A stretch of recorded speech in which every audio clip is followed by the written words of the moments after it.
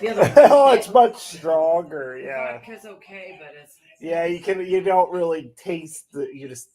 I think if you pound enough of those back though, you'd feel it. But oh yeah, if you pounded them fast enough, if they were it was hot and they were ice cold, yeah.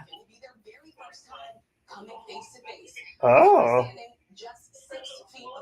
I was gonna say I better be 6 feet for social 6 feet. distancing. Yeah.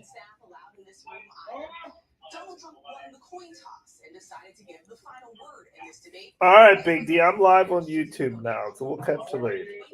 You come join the panel.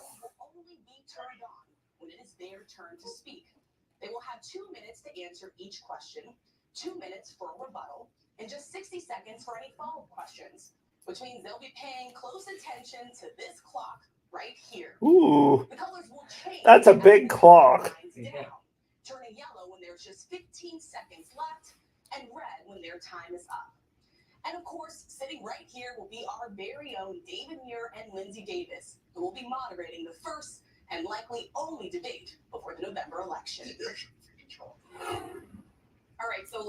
But why does it have to be the only debate? Why can't we have another one? What's up, Daniel?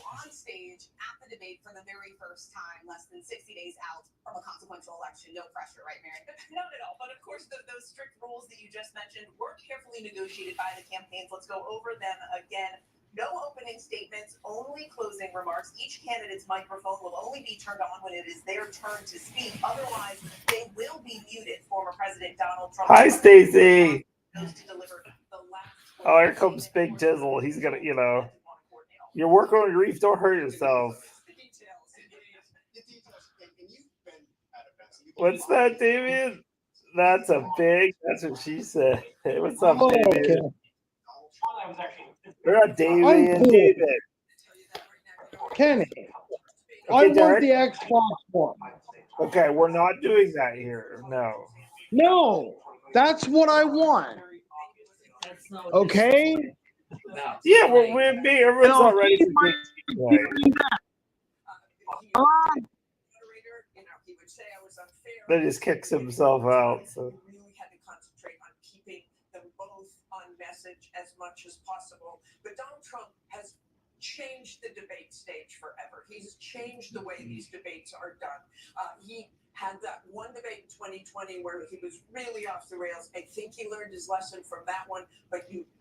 He left on his own, Doug. Oh, he's back. Sorry, Junior. You kicked me out. I didn't kick you out. No, it jumped me out, and I had to go back through it. Yeah. Big God. Oh, Kenny, man. I want an Xbox One. Good to know. Thanks for letting us know. Okay, next Tuesday we're ordering it, Yeah. and then they'll ship me one. Yes, you Yeah. did. Huh? This is a group chat, Dave. But we had one last night and it wasn't bad, but it was kind of weird though. But yeah, this channel's for the people. And I paid $45 for StreamYard this month, so we need to get as many people in as possible, not just Big D. Oh. Yeah, Kenny. Yeah, Kenny. Hey, you'll be thankful for Bonnie, Kenny. Yeah, Bonnie. Because that guy wanted me to call him at 4 o'clock to come up here and get me to trade my Xbox. When I can buy one. I can buy one, Kenny. This is a And then I gambling don't need to upgrade chat. my I guess it TV. could be Dave. Brandon will I come don't in need and to upgrade my TV. Yeah. That's about it. Regardless, the issue is the fact that, yeah, when you're looking at a lot of major games releasing right now, not as many of them are. Kenny, we're going to order an Xbox One. All right, Derek. I'll This is send all you have the to link. say. Just go ahead and move it on. Yeah. Probably Monday night, I'll send you the link. It's just Derek time right now, Dave. Yeah. On the Xbox One, things really still run innings, totally playable, and at the end of the day, working. This is definitely a rerun. I want to point to real quick. You can of course look at some first-party titles that came out during the Xbox Series life cycle. Yeah, Like Ken. Halo Infinite and Forza Horizon 5, but also looking at recent releases that are third-party games and maybe a Yeah. little bit more on the demanding side if they got an Xbox One version. Oh, So, man. pretty well. On the other hand, looking at Yeah, titles that are perhaps not necessarily demanding, the most recent Prince of Persia, which again, Yeah. is going to look better on current systems, but playing on the Xbox One, you still actually get a pretty smooth, consistent-looking 60 FPS experience that runs excellent. I think another interesting, kind of more extreme example of things to look at too is when you're thinking about, certain. But anyway, hopefully everyone had a good Oh. Tuesday. Mine wasn't too bad. It was a long day, but yeah. We're gonna definitely do some things like software image and how to create responses. Oh, But Kenny. as far as maintaining a smooth, consistent frame rate, it completely works. And while I'm Yeah. the one playing, Travis was giving it a go because of course I don't know what I do. Awesome, Dave. Oh, This to me is honestly actually See you later. Thanks, man.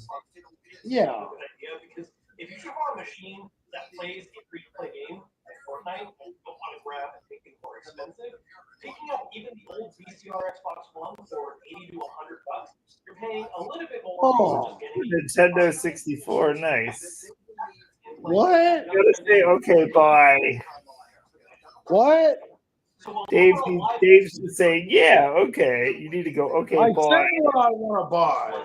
Well, again, not the I want an Xbox One. It's absolutely fine. Since I have Game Pass, Kenny, I can download Lawnmower Sim on it. We just still running a monitor. I have batteries. Yeah, but now it's Xbox One, Mom. Get with the times. You're behind. Right. Yeah. I want an Xbox One, and then I'm not upgrading my TV. Has the unique benefit of even though it isn't older. Bonnie could give two shits whether I get a new solid monitor. enough internet connection hardwired in, you have a fully functional So machine let's get the Xbox One. Great buildings. I saw it today when you were going over the street there. It kind of looked back. Kenny, that could change the iPhone too. That's kind of cool. bunch of different Series X and S available games on Xbox One via Cloud Play. Yeah. The biggest thing that I really encountered, at least with the benefits of again having that hardwired in, how playable. I can hardwire that to the internet. Actually, is looking at Hi-Fi Rush, a game that Yeah. basically demands that it has to be running at a smooth frame rate and low latency in order to have Yeah. a good solid experience with it. Because I don't know, Dave. She does have a little bit, but like she didn't want him to get monitored there for a while because apparently in the past home setup, apparently there were so many monitors in the house. There's too many monitors, so there was that. But it's her What? technical house because her name's on the lease. But What? hi, Austin. What are you saying? Why is circle both screens? I know, right, Josh? I'm in bed, but I'm in yeah. Compressions happening to make sure everyone's running nice and smoothly is resulting in a more faded and soft looking image. I'm comfortable here to absorb all of the political knowledge of these two people. Let's see if the debate's on, Danny. Voting decision as an American. 5 more days until the New York trip. Awesome. Austin's going to Turningston.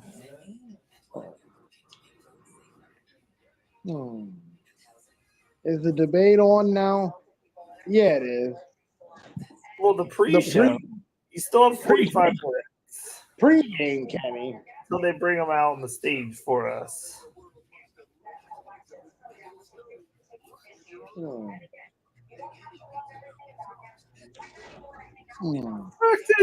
Wow, Austin. Hi, Kenny. I'm talking to the cat. I know you're talking to the cat now. Yeah, but he's sitting there. Who cripples who can walk on one screen? You actually look like you want to sleep, cat. Yeah. I ate the other half of my hoagie, Kenny. I did. Trump's plan for mass deportation. I have a major question. Yeah, I probably couldn't tell you, Dave. Yeah. Go ahead and put it out there. Maybe Austin knows. Like, can he go play some slots with the money and he doubles it? You can have it. If not, then we'll try again next week. Who pays for that? Us. Yes. Taxpayers. Which Oh, is crazy. oh,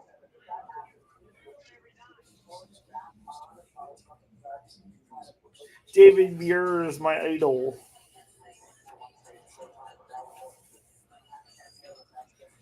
And then who works at the farms in Canada?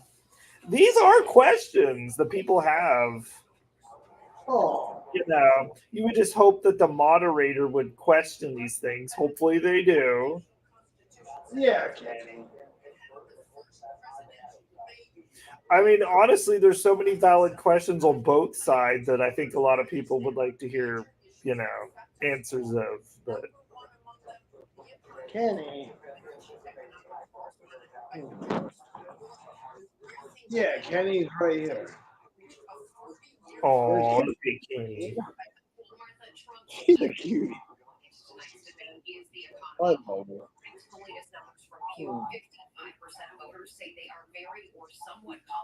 Oh, shit. Yeah, Kenny. Yeah.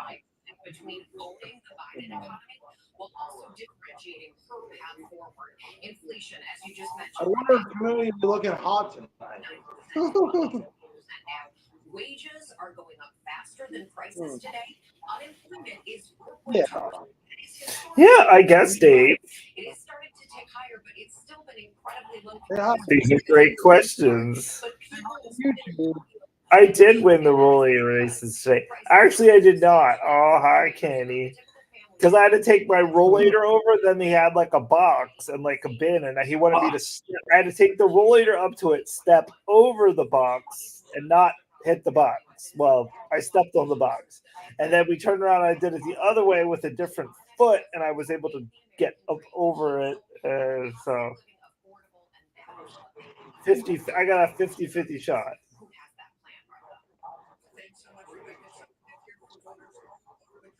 Oh. Yeah. Oh. Yeah. Kenny. Say hi to YouTube. Say hey, YouTube. Yeah. I love you, Kenny. Ooh. I didn't see the keto doctor. Oh. Yeah, Kenny. I know. That's disgusting, Dave. No, I don't see him till the day after Christmas, Austin. Yeah.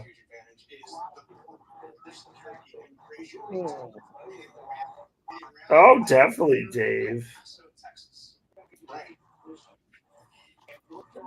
I know sometimes when you're on Facebook, Dave, you'll be like, is this what Facebook's about now? Yeah, you'll find those people all over Facebook, but I will. I'll see him the day after Christmas.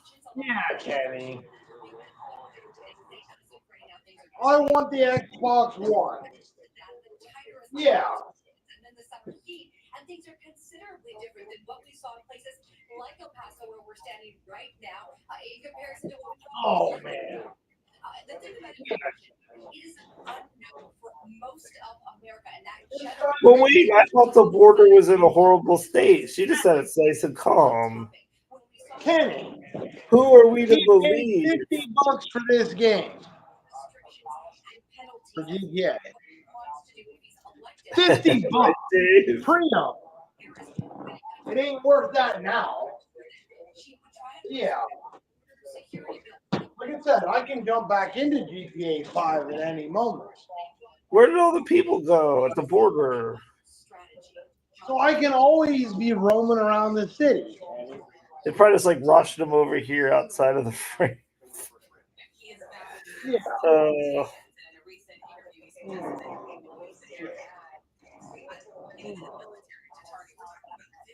Yeah.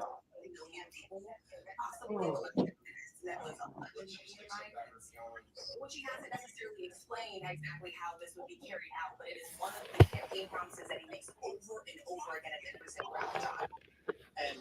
Oh, geez, Josh is trying to call me 7 minutes ago. Apparently, it wasn't that important. He came into my chat. She has to make clear to voters really what her role is. She was put in charge of addressing the root cause of immigration, but it is certainly safe to say that they know this is a vulnerability for her. She is braced for those attacks. Please no, Austin. Please no. It's already rigged, Kenny. They know who's going to win. See you, Dave. I heard that guy say it. Who said it's rigged? This isn't a Lotto King production. This is an election. Oh, man. For the past 2 years, we've seen significant decreases, sometimes double-digit decreases in violent crime. Murder so far this year is down 17% in the nation's biggest cities. But no one's jumping for joy because... Or we could go with the Quad HD monitor. Symbols that are painful reminders. In just the past 7 days alone, we had a 14-year-old boy walk into a Georgia high school and allegedly killed 2 teachers using an assault rifle. As we speak, there's a desperate in Kentucky to find the sniper who was shooting at people driving along a busy highway. These are all impacts on the way people actually feel, John. Yeah. It's freaking hot in here. Another key issue, abortion. Yeah. And Kamala Harris looks at this as a very strong issue. Yeah. She's been out in front on this issue and hammering Donald Trump on this, blaming him, pointing the finger squarely at him, saying he's to blame for the tough new abortion restrictions sweeping the country. Oh, shit.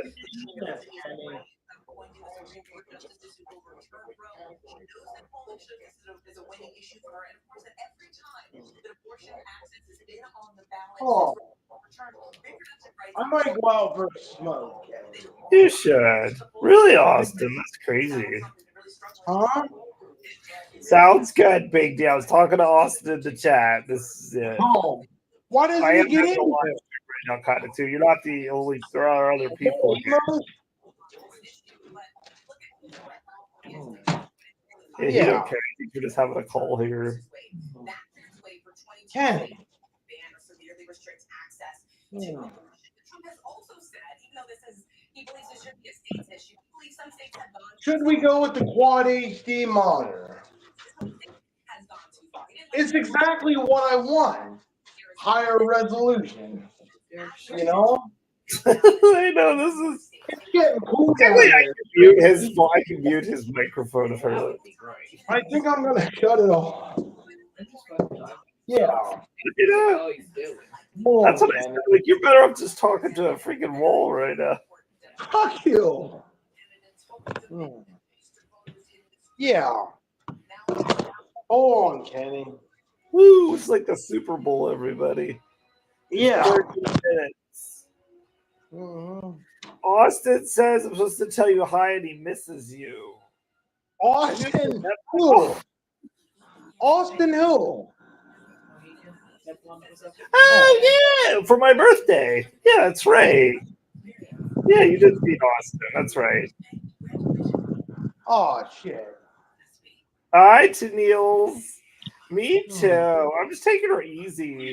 They really poked and prodded me today and all over the place. Made me do things like that. So I'm just chilling in bed, having my drinky drink, and we're gonna go learn about America. I can And talk to you the whole way home tomorrow, Kenny. we're having a drinking contest too. Yeah, That was the side thing. we Yeah. should have our own I don't know keywords. Yeah, Kenny. Puffs misses you. Oh, I bet they do. Yeah. I had Oh. weird things. I know everyone's like, "Oh, that looks so painful." I'm like, it was adhesive. I'm like, it kind of does. I think they thought those things were literally like injected into my legs. I'm like, it's just. Hold on, Kenny. Hey, And I had to put on a pair of short hang shorts. tight. Kenny. Hang tight. I ain't What's going up? anywhere. I'm right here. I know. Shit. I Shit shouldn't is have. right. Probably not, but I'm going to. There's just a little bit in the bottom of this bag. Yeah. Yeah. Oh. Did I man. get groped? I did. I did get groped. But I understand, though, I'm just a person. I'm a special person. They're trying to understand AMN. So they have to do a little bit of groping to try to figure this all out. And I get it. I mean, I'm kind of honored to be that person, but, you know.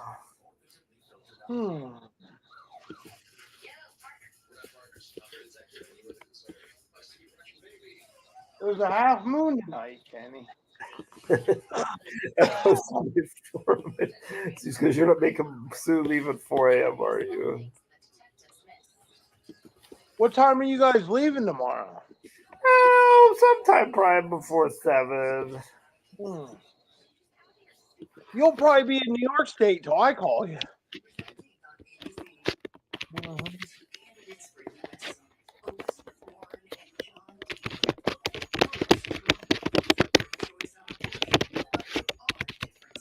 Oh, goodness.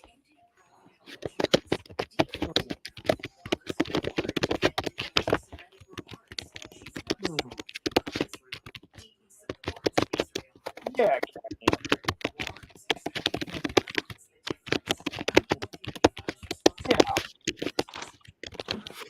All right, let's respond to this message. Then I have to go back to the chat. Oh. Yeah. Yeah, exactly. You would have brought your rope whistle. I know, it was scary. Yeah. Whoops. Fuck it, I'm going back. Yeah, I want to vote by mail. I didn't get my damn voucher yet. I want to vote. Well, that's voted mail in Massachusetts. Yeah, Ken. Where are these people? Huh? Yeah.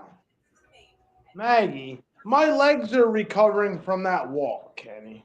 And what are I they don't feel doing? too Just sitting there bad. watching the debate like the We'll rest see of how they them. feel in the morning. Right now, they don't feel too bad. Yeah.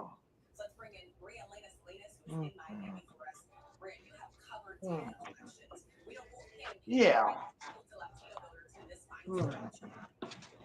Oh, Kenny. Yeah. Yeah. I know. Where is she, Suzanne? Good old Noelle. We need Austin in here to say about ringing her bell. Now Kenny's not in my room. Oh. Yeah, Kenny. Yeah.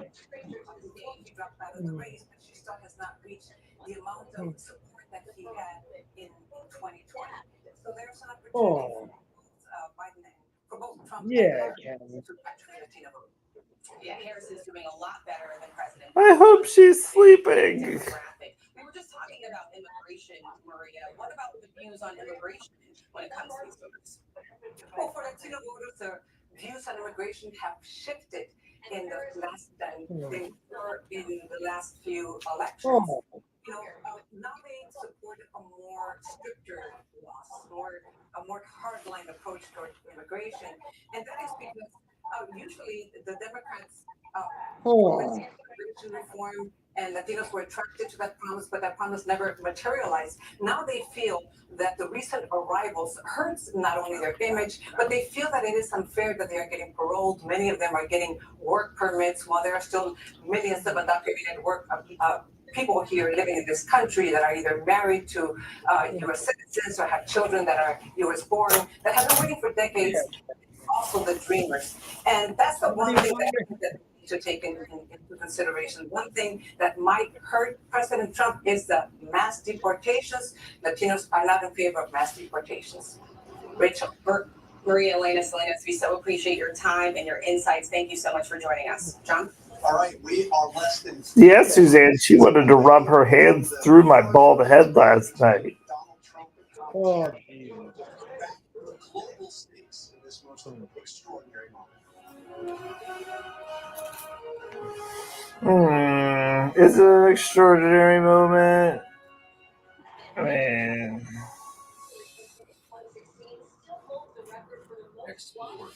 Oh, Yeah, it's the Chit Chat King channel. Hey, I paid $45 for StreamYard VP. I gotta get my money's worth. Currently, Big D's the only one that's taking advantage of it. I know.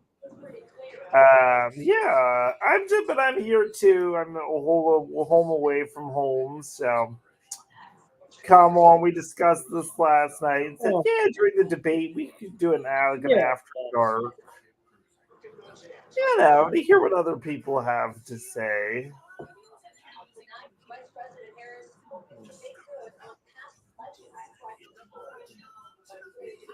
Oh. And me and Mom both have our drinks too. We're looking for keywords.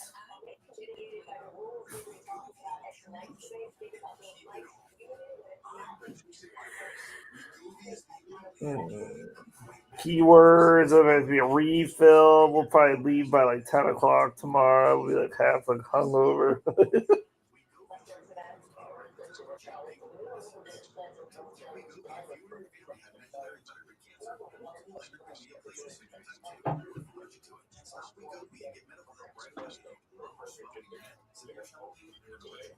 Serious side effects may happen, including pancreatitis and gallbladder problems. Wegovy may cause low blood sugar in people with diabetes, especially Just siren something.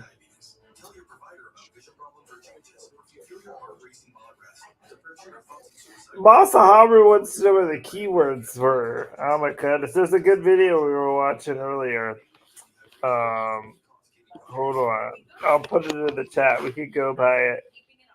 Now, it was the it was the United spot, and the United spot is very right leaning, but it was so kind of funny. Here, I'll put the video in the chat. Nancy Pelosi gives us all the keywords. I think it was if we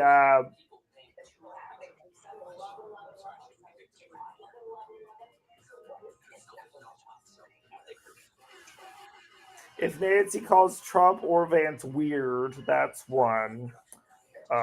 Your safety world in this elevator.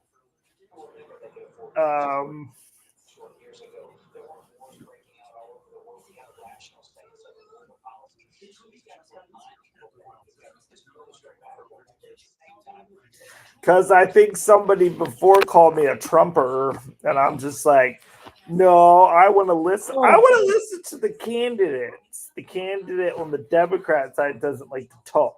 We want to hear her talk. Like, can she talk? If she can talk, cool. I was impressed by whether you like Trump or you hate him. I was impressed by him in that last speech he had in New York.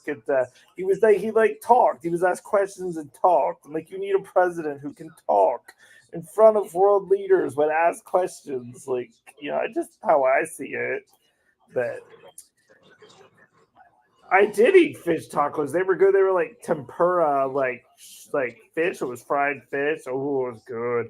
I would have got like a double order of just the fish with some fried chips. That would be good. We've got Black Velvet, which is like white trash peach whiskey. It's pretty good though. I mean, I only paid $9 a bottle for it. But all of my liquor that I drink at home is like white trash liquor. Let's go, Martha. I swear Martha Raddatz hasn't aged in like 20 years. She's looked exactly the same. So let's start there with our Matt Gutman, who has spent months covering the conflict in the Middle East, and that I know this debate is being. Oh, can't be.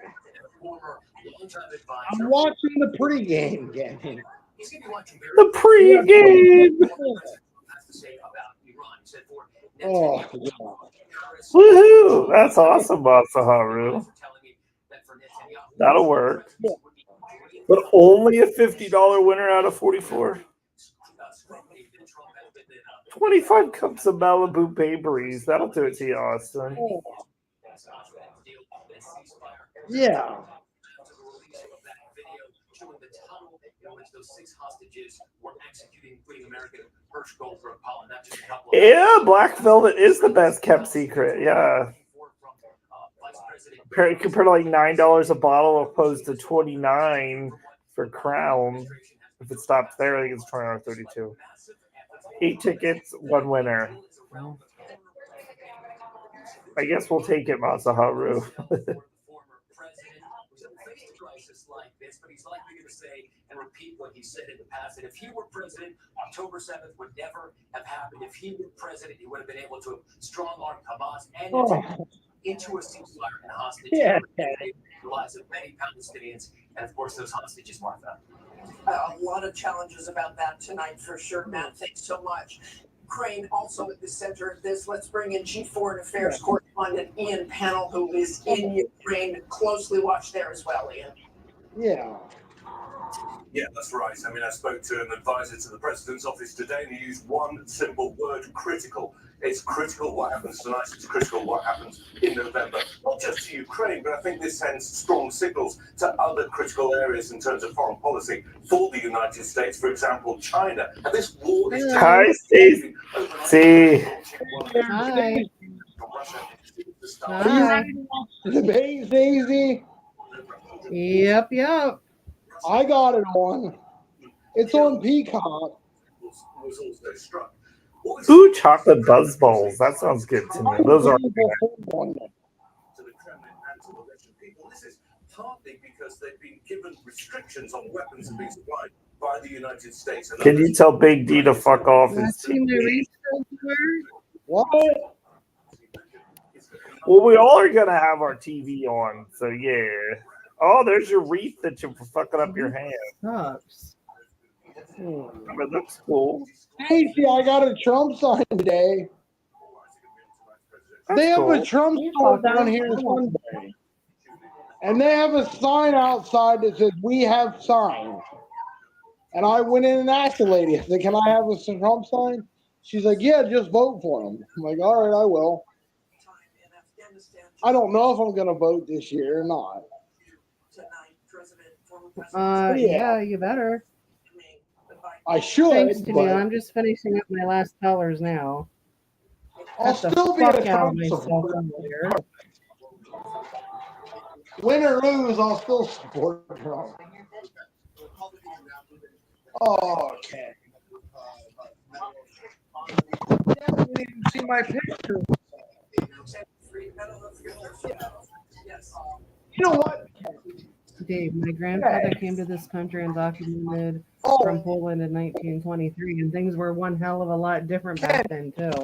From Afghanistan, what happened in August 2021.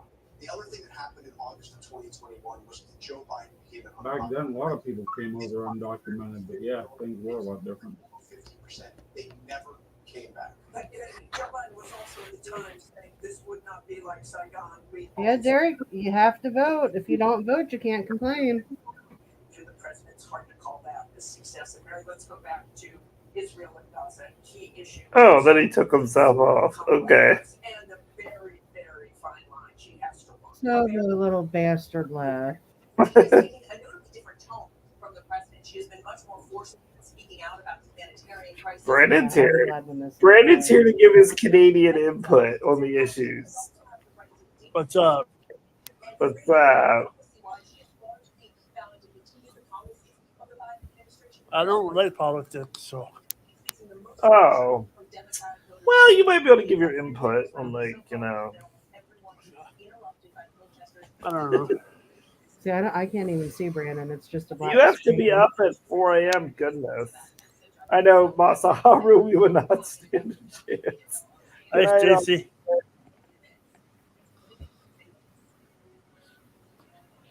Good night, Austin. We're not. Hi, Stacy. We're going to Cracker Barrel tomorrow for breakfast. Hi, Stacy.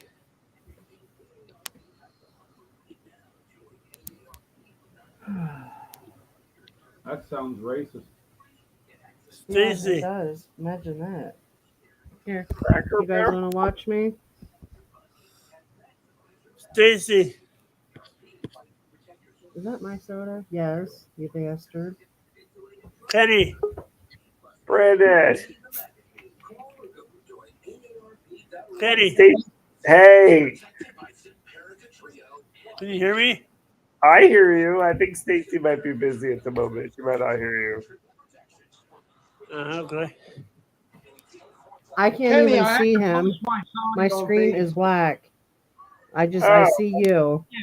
Brandon's talking, but I don't know what he's got to say. What are you up to, Stacy? Probably making- about 5'7". Hey. Yeah, Kenny. Where did that go? My clip. Put it together. Oh, here it is. I'm broke. Yes, I have my last. There he is. Hi, Brandon. I'm broke now. Hey, that's a shocker.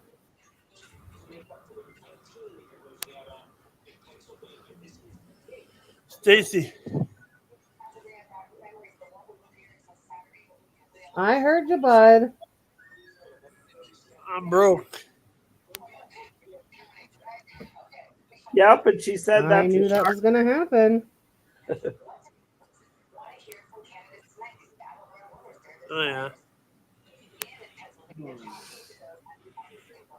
Hey, if it makes you feel any better, the casino took most of my money yesterday too, so it's okay.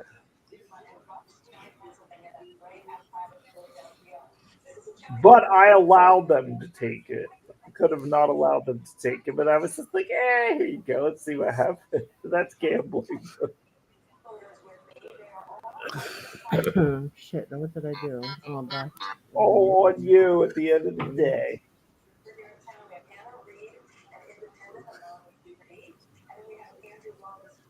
So you just went in there, Ken, and said, you know what? It's time to give back. It was. I know I won so much over the weekend, so I had to, Adam. Yeah. Oh, goodness.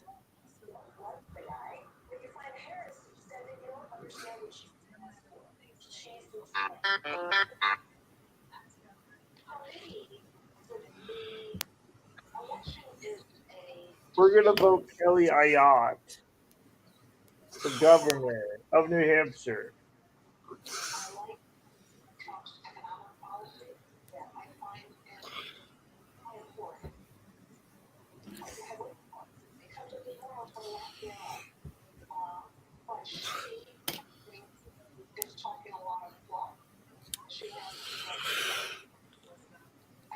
Fun, fun, fun. It's craft evening. You're so crafty. I know. Kenny. Brandon. Where's Austin? I don't know. He could be busy working. Who knows?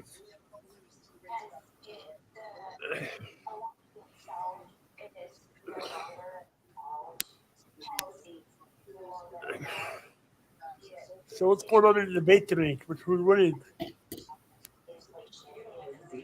Nobody yet. It doesn't start for 15 minutes. It's on from 9 to 10:30. Oh, is that? Again, it doesn't start until 9 to 10:30. Oh, yeah.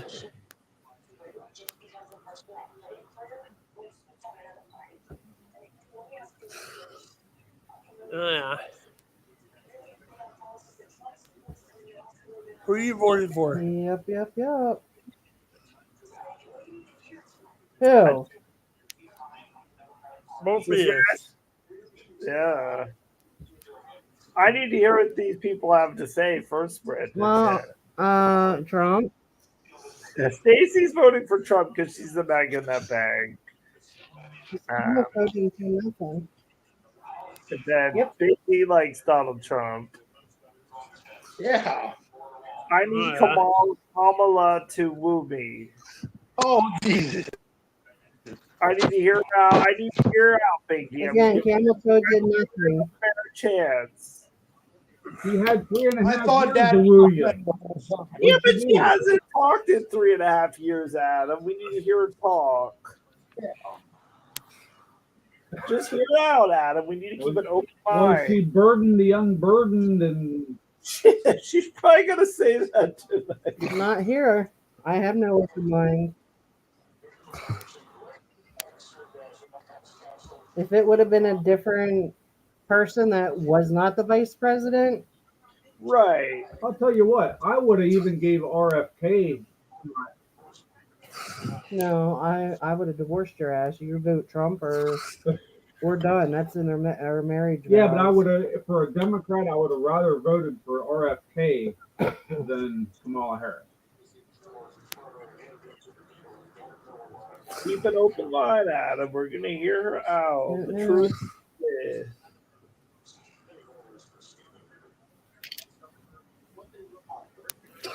Oh, I do keep an open mind. Like I said, I would have voted for a Democrat like RFK.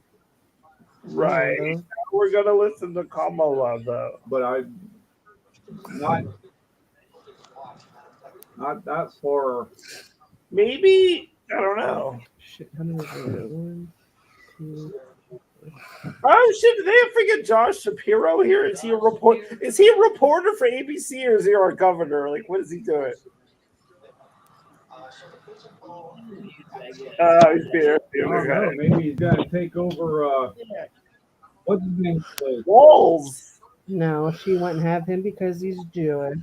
He's Jewish. They can't do Yeah, that but now. she might be pissed off because the family gave us close quarters. I'll talk to you guys Doesn't matter. later. There ain't no switching Yeah, anymore. Brandon. I don't know, Ballots are Dave. done. Stacey, Have put a your good night. All right, bye, Brandon.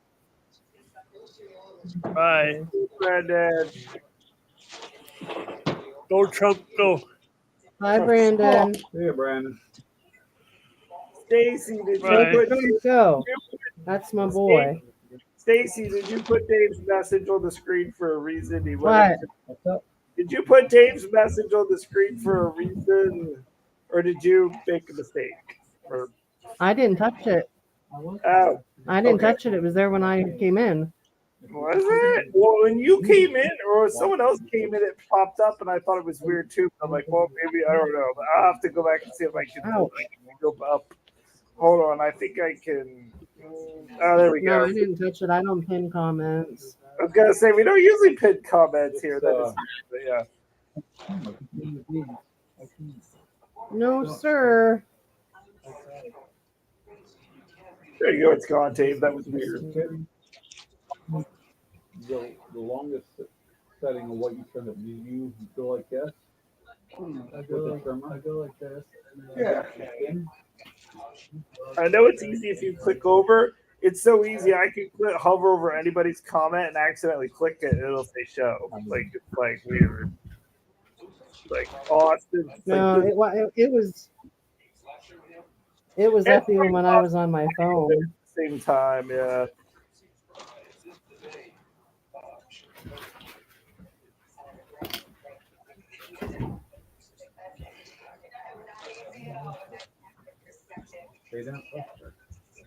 Yeah, find your trimmer on the.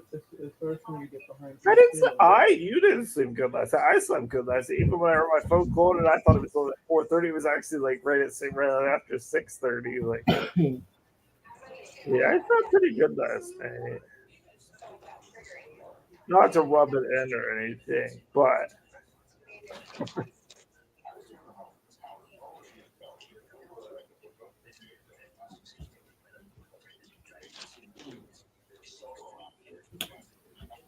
Tripper, calm down.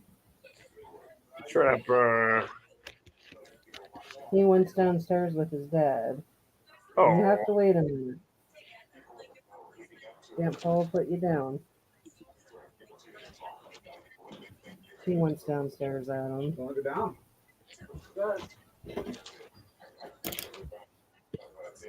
Don't go down. Tripper, you little asswad. He stood there like,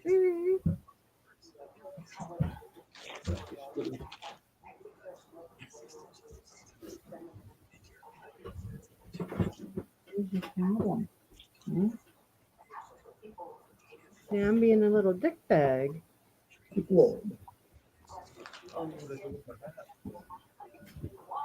I don't know. And now you have lost your head. Jeez, I'm bummers. Well, I had it when you were doing stuff outside. Why in the bathroom?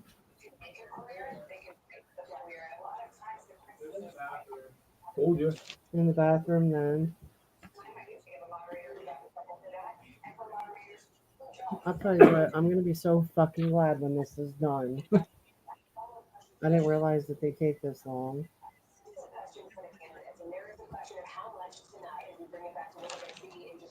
The Bachelorette has gotten so old.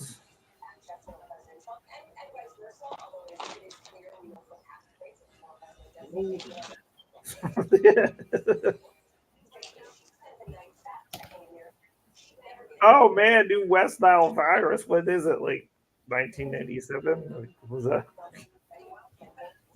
Oh, I'm sure they'll have to have something. Well, yeah.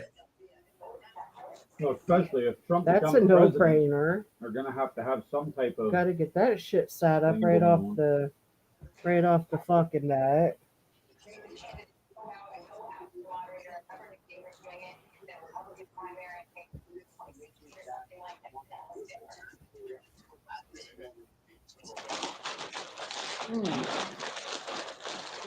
Yeah, Kathy.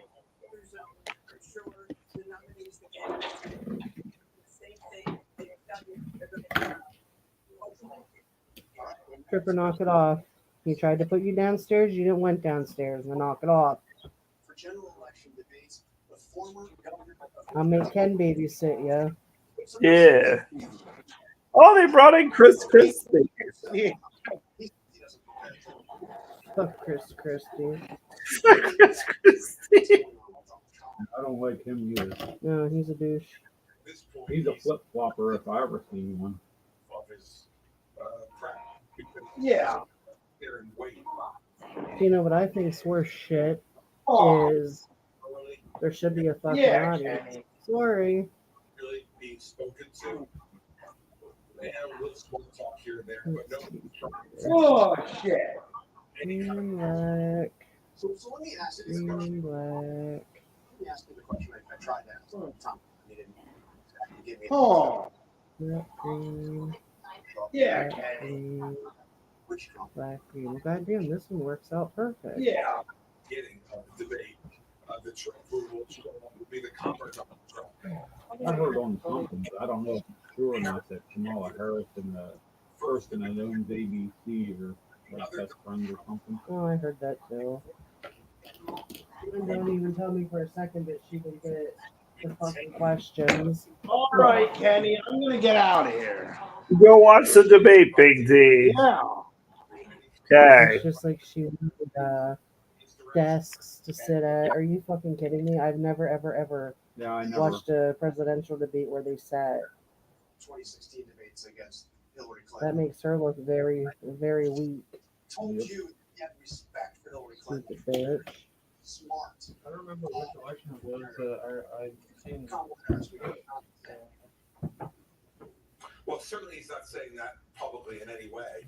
And I can tell you that in 2016, he regularly say to the debate preparations that we had with him, that he was smart, that she was a good debater, that she was not to be. Well, that was way before our time. Therefore, again, I've never seen that in my life. With Joe Biden lately in So mind your damn business. clearly during the prep sessions, Mind your damn business. very difficult to get focus on what might or might not do in that first. Yeah. And I think his performance in part reflected that. So the question's going to be, is when he stayed publicly, we know that also was his performance. But I will tell you that he was curious about ready for Hillary Clinton in his 2020 debate prep. he was completely unserious about getting ready for Joe Biden. I think performances in both those debates. Yeah, Joe Biden. Yeah. All right, Chris Christie, you'll be watching with us. And that's another thing. You haven't even seen the fucking Left before the president. Brazil He's from hiding in the basement. Priebus, the Where the RN. fuck's he been? Chasing Ice Cream Man? You have said that Kamala Harris has to own the future, but she also has to own the past. So how does she do The only this? thing that bitch is gonna own is her mouth. I do believe that in Well, talking, he was at the DNC. you draw from your past experiences. Yeah.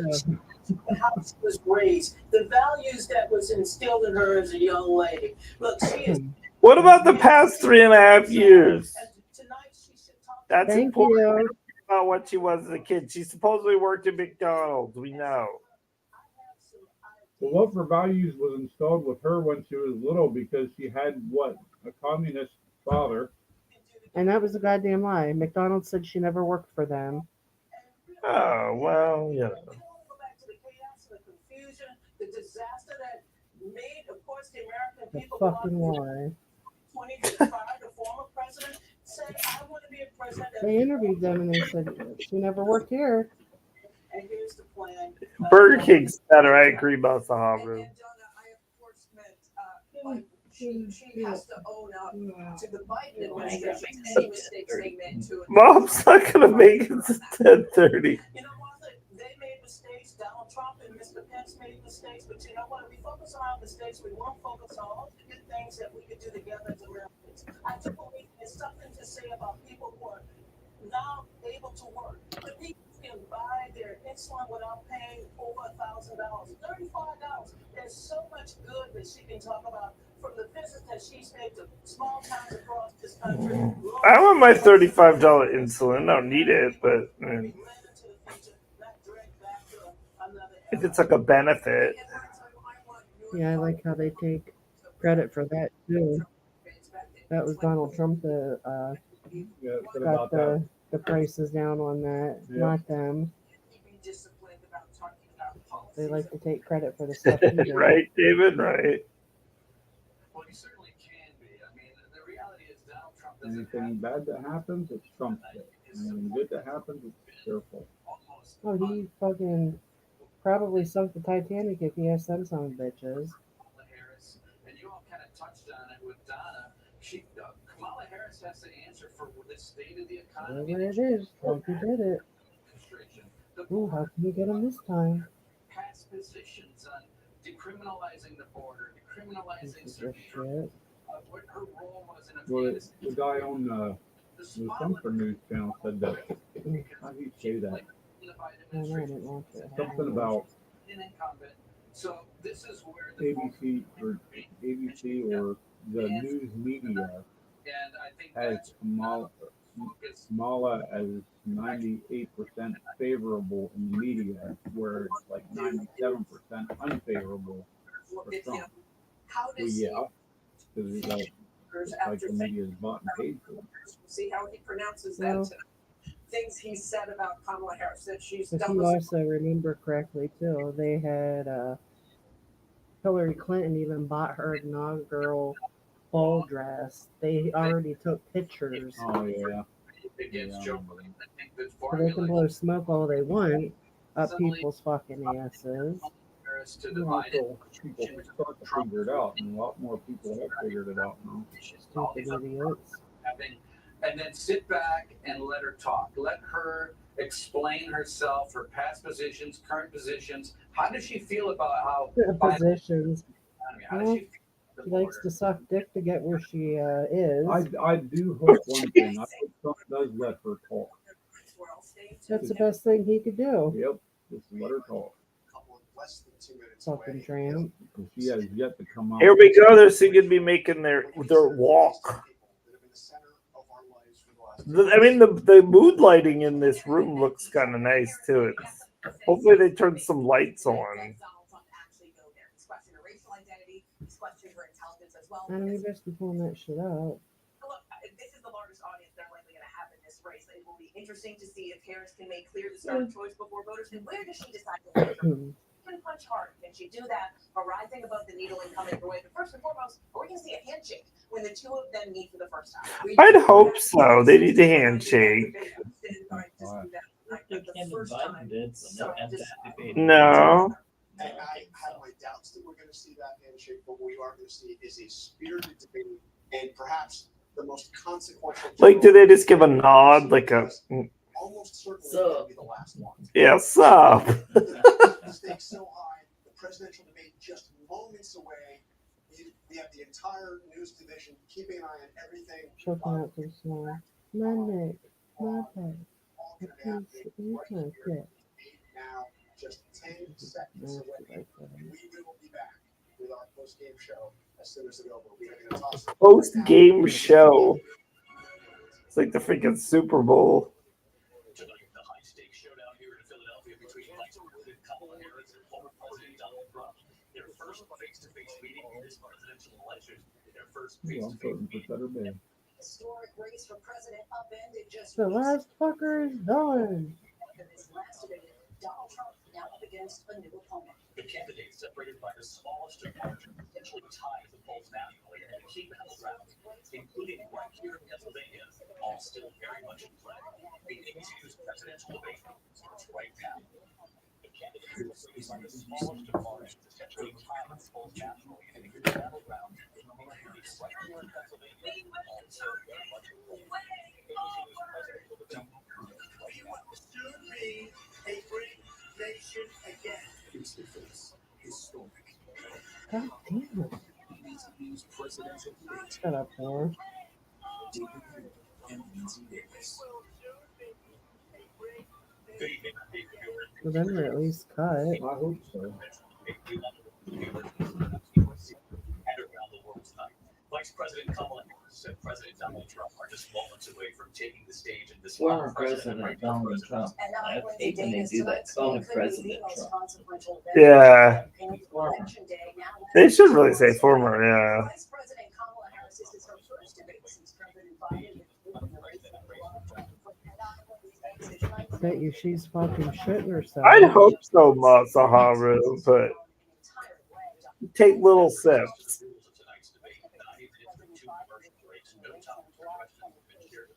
Oh, we get 2 commercial breaks too. I wonder what the sponsors have to pay to get it on this shit.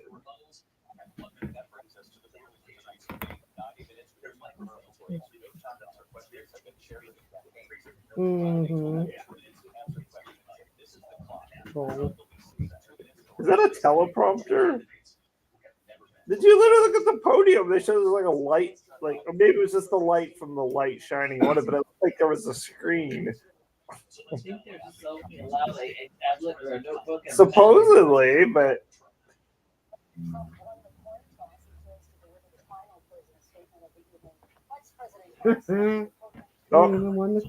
she reached for the They handshake. had to. Well, they knew that too. She needs to reach for the handshake. Good evening. We are looking forward to a spirited and thoughtful debate. So let's get started. Issue that voters repeatedly say is their number one issue, and that is the economy and what's going on in this country. Vice President Harris, 4 years ago, and your opponent on the stage here tonight often asks his supporters, "Are you better off?" You and President Trump were elected 4 years ago. Well, he fucked that up. Wow. So I was raised as a middle class kid, and I am actually the only person on this stage who has a plan that is lifting up the middle class and working people of America. I believe in the ambition, the aspirations, the dreams. And I imagine and have actually a plan to do what I call an opportunity. Because here's the thing. We know that we have a shortage of homes and housing. And the cost of housing is too expensive for far too many people. We know that families need support to raise their children, and I intend on extending the tax What I cut don't understand is $1,000, which is the largest child tax saying in a long time. Ooh. this is gonna it's under their ministry. Where does that money come from? Is small businesses. I was actually, my my mother raised my sister and me, but there was a woman who helped raise us. We called her our second mother. She was a small business owner. I love small businesses. My plan is to give a $15,000 tax deduction Whoa. to startup small businesses, knowing they are part of the backbone of America's economy. Whoa. My plan, on the other hand, his plan is to do what he has done before, which is to provide a tax cut for billionaires and big corporations, which will result in $5 trillion to And America's if it's cheaper for I have a plan that I call the Trump sales tax, which would be a 20% tax on everyday goods that you rely on to get through the month. Economists have said that sales tax would actually result for middle-class families in See you, Damon. $1,000 more a year because of his policies and his ideas about what should be the backs of middle-class people paying for tax cuts for billionaires. President Trump. First of all, we have no sales tax. That's an incorrect statement. She knows that. We're doing tariffs on other countries. Other countries are going to finally, after 75 years, pay us back for all that we've done for the world. And the tariff will be substantial in some cases. I took in billions and billions of dollars, as you know, from China. In fact, they never took the tariff off because. Oh, he just said China. Masaharu, cheers. They're taking in billions of dollars from China and other places. Oh my God, double up. That's a double shot. He said China. Terrible economy because inflation has known as a country, but some countries, inflation like very few people have ever seen. Probably the worst. We were at 20%, but that's big generous because we did 50, 60, 70, 80% higher than they were just a few years ago. This is meant to last for people, but for every class. On top of that, we have millions of people pouring into our country from prisons and jails, from mental institutions and insane asylums, and they're coming in and they're taking jobs that are occupied right now by African Americans and Hispanics, and also unions. Unions are going to be affected very soon. And you see what's happening. You see what's happening with towns throughout the United States. You look at Springfield, Ohio. You look at Aurora in Colorado. They are taking over the towns. They're taking over buildings. They're going in violently. These are the people that Xi and Biden led into our country, and they're destroying our country. They're dangerous. They're at the highest level of criminality, and we have to get them out. We have to get them out. I created one of the greatest economies in the history of our country.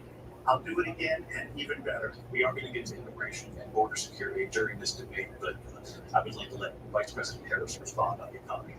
Well, I would love to. Let's talk about what Donald Trump left us. Trump left us the worst unemployment since the Great Depression. Donald Trump left us the worst public health epidemic. There's a pandemic. Donald Trump left us the worst attack on our democracy since the Civil War. And what we have done is clean up Donald Trump's mess. What we have done and what I intend to do is build on what we know are the aspirations and the hopes of the American people. But I have this debate tonight. You're going to hear from the same old tired playbook. A bunch of lies, grievances, and name calling. What you're going to hear tonight is a detailed and dangerous plan called Project 2025 that the former president intends on implementing if he were elected again. I've received so many mailers in the mail that says Trump is not behind 2025. But yeah, we're bringing it. Is it? President Trump will give you a minute. As you know, and as you know, that nothing to do with Project 2025. I haven't read it. I don't want to read it. I'm not going to Are you read it. fucking kidding me? What a dumb cunt. Some ideas, some good, some bad, but it makes no difference. I have nothing to do. Everybody knows I'm an open book. Everybody knows what I'm going to do. Cut taxes very substantially and create a great economy like I did before. We had the greatest economy. We got hit with a pandemic, and the pandemic was not since 100 million people died. Hasn't been anything like it. We have not moved down with the pandemic. We handed them over a country where the economy and where the stock market was higher than it was before the pandemic came in. Nobody's ever seen anything like it. We made ventilators for the entire world. We got gowns, we got masks that nobody thought possible. And people give me credit for rebuilding the military. They give me credit for a lot of things. Not enough credit for the great job we did with the pandemic. But the only jobs they got were bounce back jobs. These were jobs bounced back, and it bounced back, and it went to their benefit. But I was the one that created them. They know it, and so does everybody else. Vice President Harris. So Donald Trump has no plan for you. And when you look at his economic plan, it's all about tax breaks for the richest people. I am offering what I describe as an opportunity economy, and the best economists in our country, if not the world, have reviewed our relative plans for the future of America. What Goldman Sachs has said is that Donald Trump's plan would make the economy worse, mine would strengthen the economy. What the Wharton School has said is Donald Trump's plan would actually explode the deficit. 16 Nobel laureates have described his economic plan as something that would increase inflation and by the middle of next year would invite a recession. You just have to look at where we are and where we stand on the issues. And I'd invite you to know that Donald Trump actually has no plan for you because he is more interested in defending himself than he is in looking out for you. I went to the Wharton School of Finance, and many of those professors think my plan is a brilliant plan. It's a great plan. It's a plan that's going to bring up our worth, our value as a country. It's going to make people want to be able to go and work and create jobs and create a lot of good, solid money for our country. And just to finish off, she doesn't have a plan. She copied Biden's plan, and it's like 4 sentences, like run, spot, run. 4 sentences that you just, we'll try and lower taxes. She doesn't have a plan. Take a look at the plan. She doesn't have a plan. Mr. President, I do want to drill down on something you both brought up. The Vice President brought up your tariffs. You responded, and let's drill down on this because your plan is what she calls is essentially a national sales for tariffs that pointed out here on foreign imports across the board. You recently said that you might double your plan, imposing tariffs up to 20% on goods coming into this country. As you know, many economists say that with tariffs at that level, costs are then passed on to the consumer. Vice President Harris has argued that it'll mean higher prices on gas, food, clothing, medication, arguing it costs the typical family nearly $4,000 a year. Do you believe Americans can afford higher prices because of tariffs? They're not going to have higher prices. What's going to happen? Who's going to have higher prices is China and all of them for years. I was the only president. China was paying millions of dollars, and so were other countries. And you only need one code word. Should have immediately kept the tariffs, but those tariffs are then really used them under their administration. We are going to take in billions of dollars, hundreds of billions of dollars. I had no inflation, virtually no inflation. They had the highest inflation perhaps in the history of our country because I've never seen a worse period of time. People get by cereal or bacon or eggs or anything else. The people of our country are absolutely dying with what they've destroyed the economy. And all you have to do is look at the polls. The polls say 80 and 85 and even 90% that the Trump economy was great, that their economy was terrible. Vice President Harris, I do want to ask for your response here to the president said there because I know, right, Masaru? A number of the Trump tariffs have been placed. How do you respond to that? Well, let's be clear that the Trump administration resulted in a trade deficit, one of the highest we've ever seen in America. He invited trade wars. You want to talk about his deal with China? What he ended up doing is come on. Presidency. He ended up selling American chips to China to help them improve and modernize their military. Basically sold us out.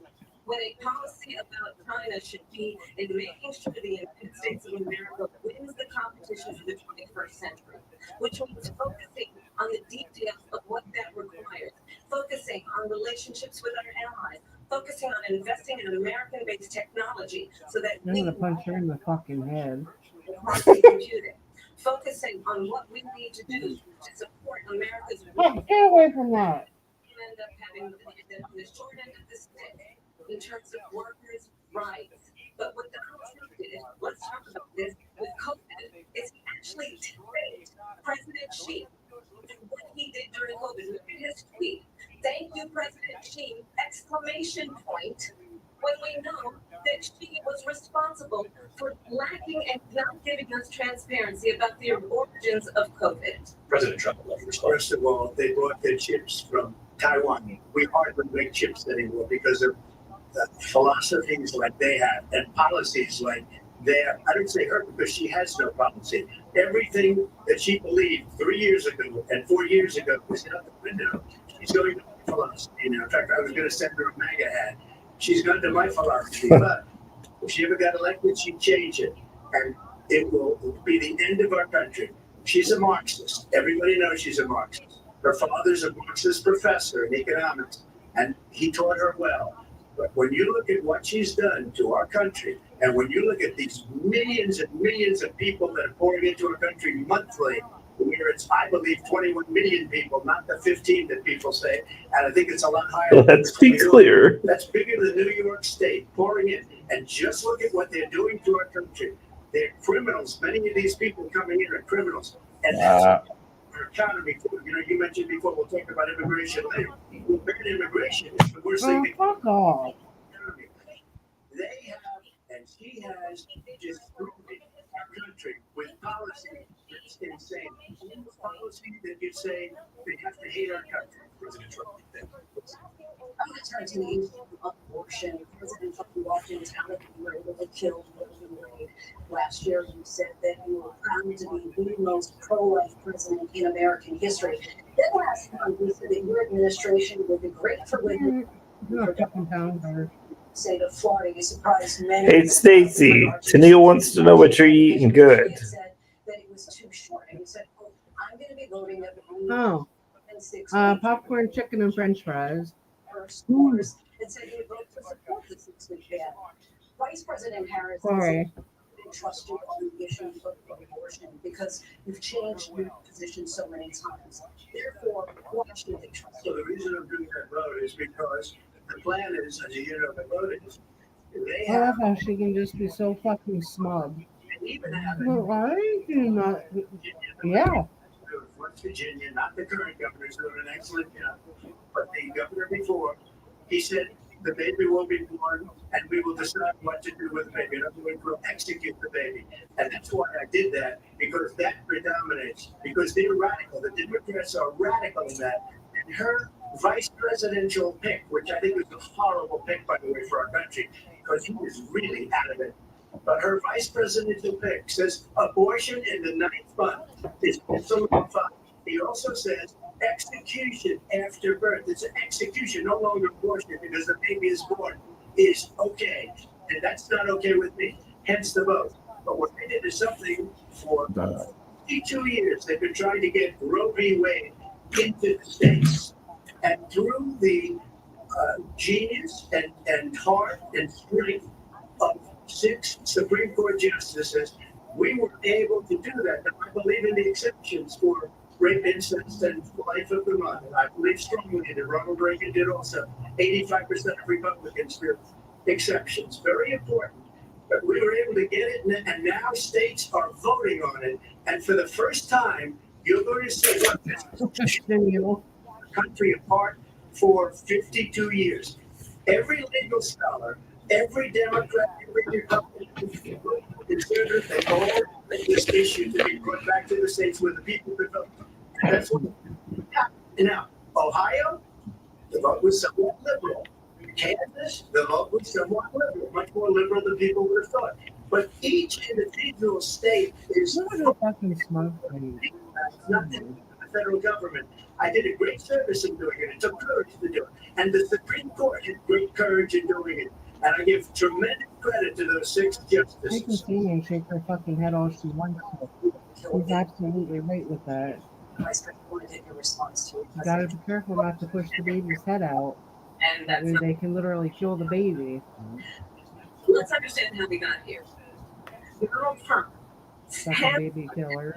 of the United States Supreme Court with the intention that they would undo the protections of Roe v. Wade. And they did exactly as he intended. And now in over 20 states, there are Trump laws which make it criminal for a doctor or nurse to provide health care. In one state, it provides prison for life. Trump abortion ban, no exception even for rape and incest, which understand what that means.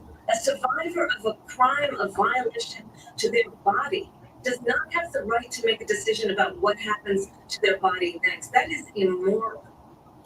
And one does not have to abandon their faith or deeply held beliefs to agree. The government and Because she was trying to tell he's he's making all this decisions or whatever. No. You want to talk about this is what people wanted? Pregnant women who want to carry a pregnancy to term, suffering from a miscarriage, being denied care in an emergency room because the healthcare providers are afraid they might go to jail, and she's bleeding out in a car in the parking lot. She didn't want that. Her husband didn't want that. A 12 or 13-year-old survivor of incest being forced to carry a pregnancy to term. They don't want that. And I pledge to you, when Congress passes a bill to put back in place the protections of Roe v. Wade, as President of the United States, I will proudly sign it into law. But understand, if Donald Trump were to be reelected, he will sign a national abortion ban. Understand, in his Project 2025, there would be a national. Yeah, Project 2025. I think that's a drink too. Project 2025. She keeps talking about Project 2025. And that's not even his.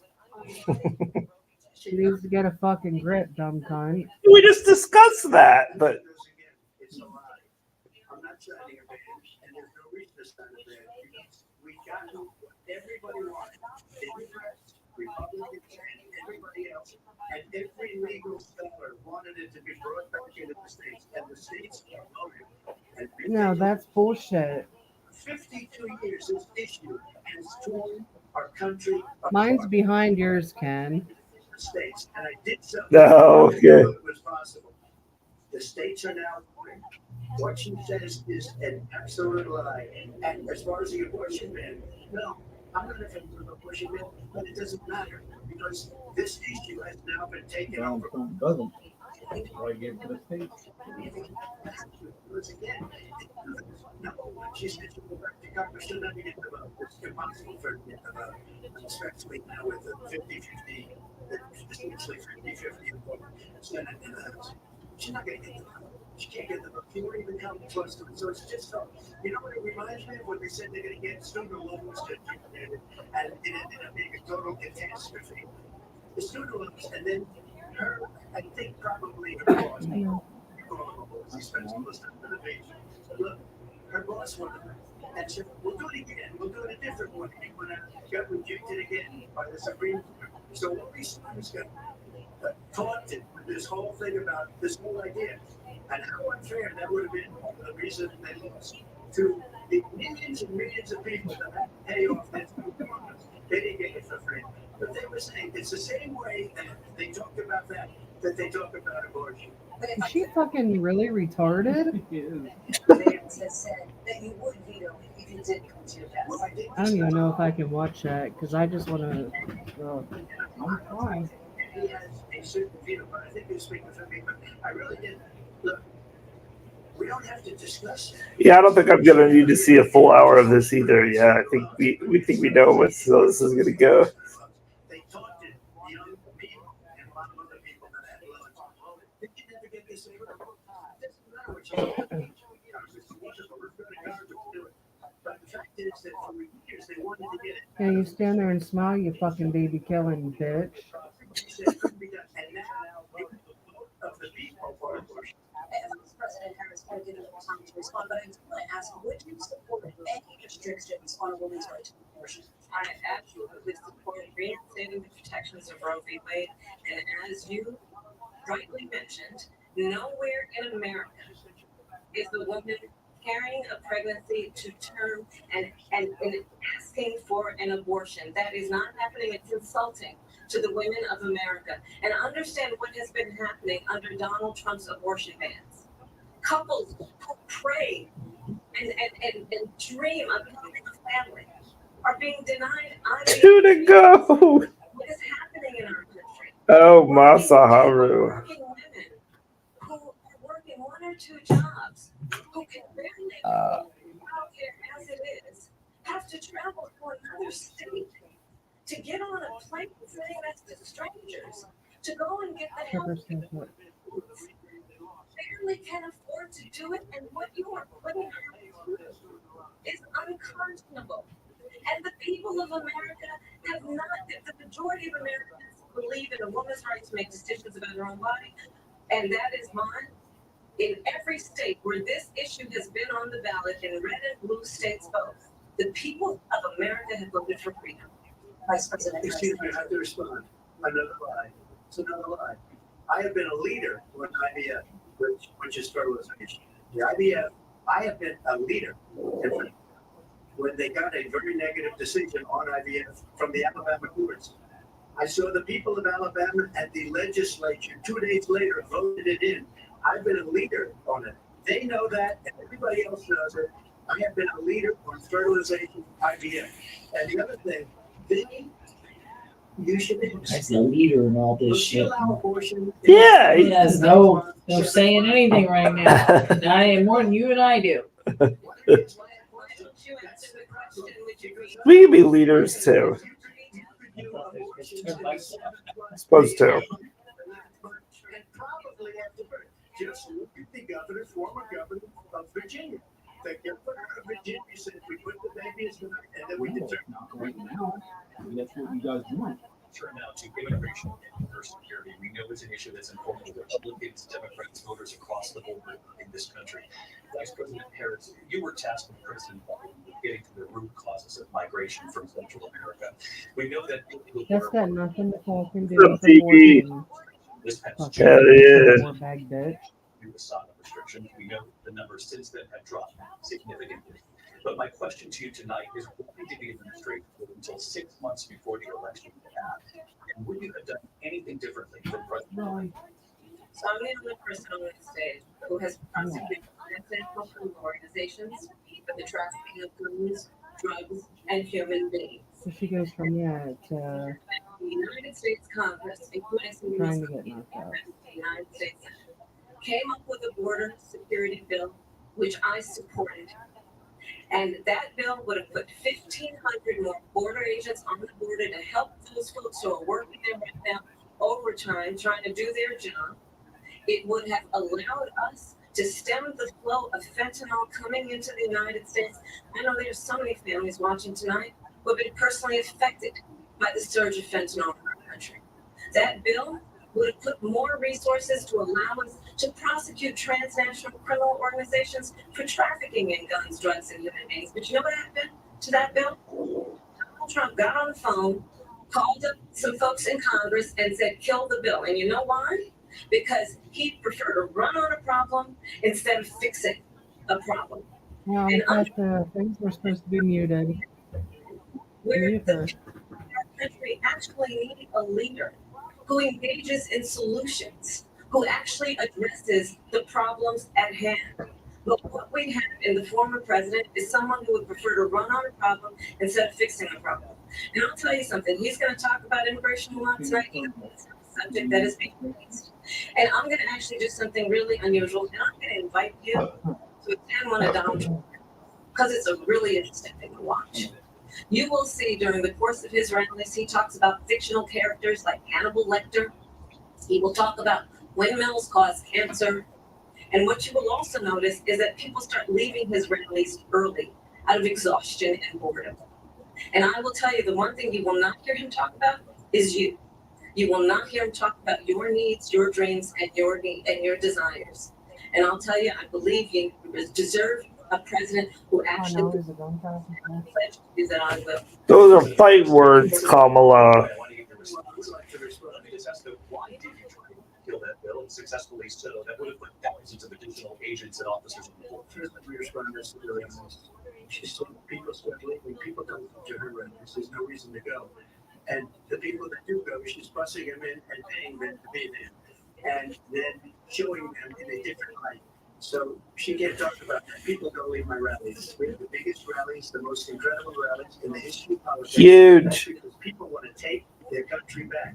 Our country is being lost. We're a failing nation. And it happened 3.5 years ago.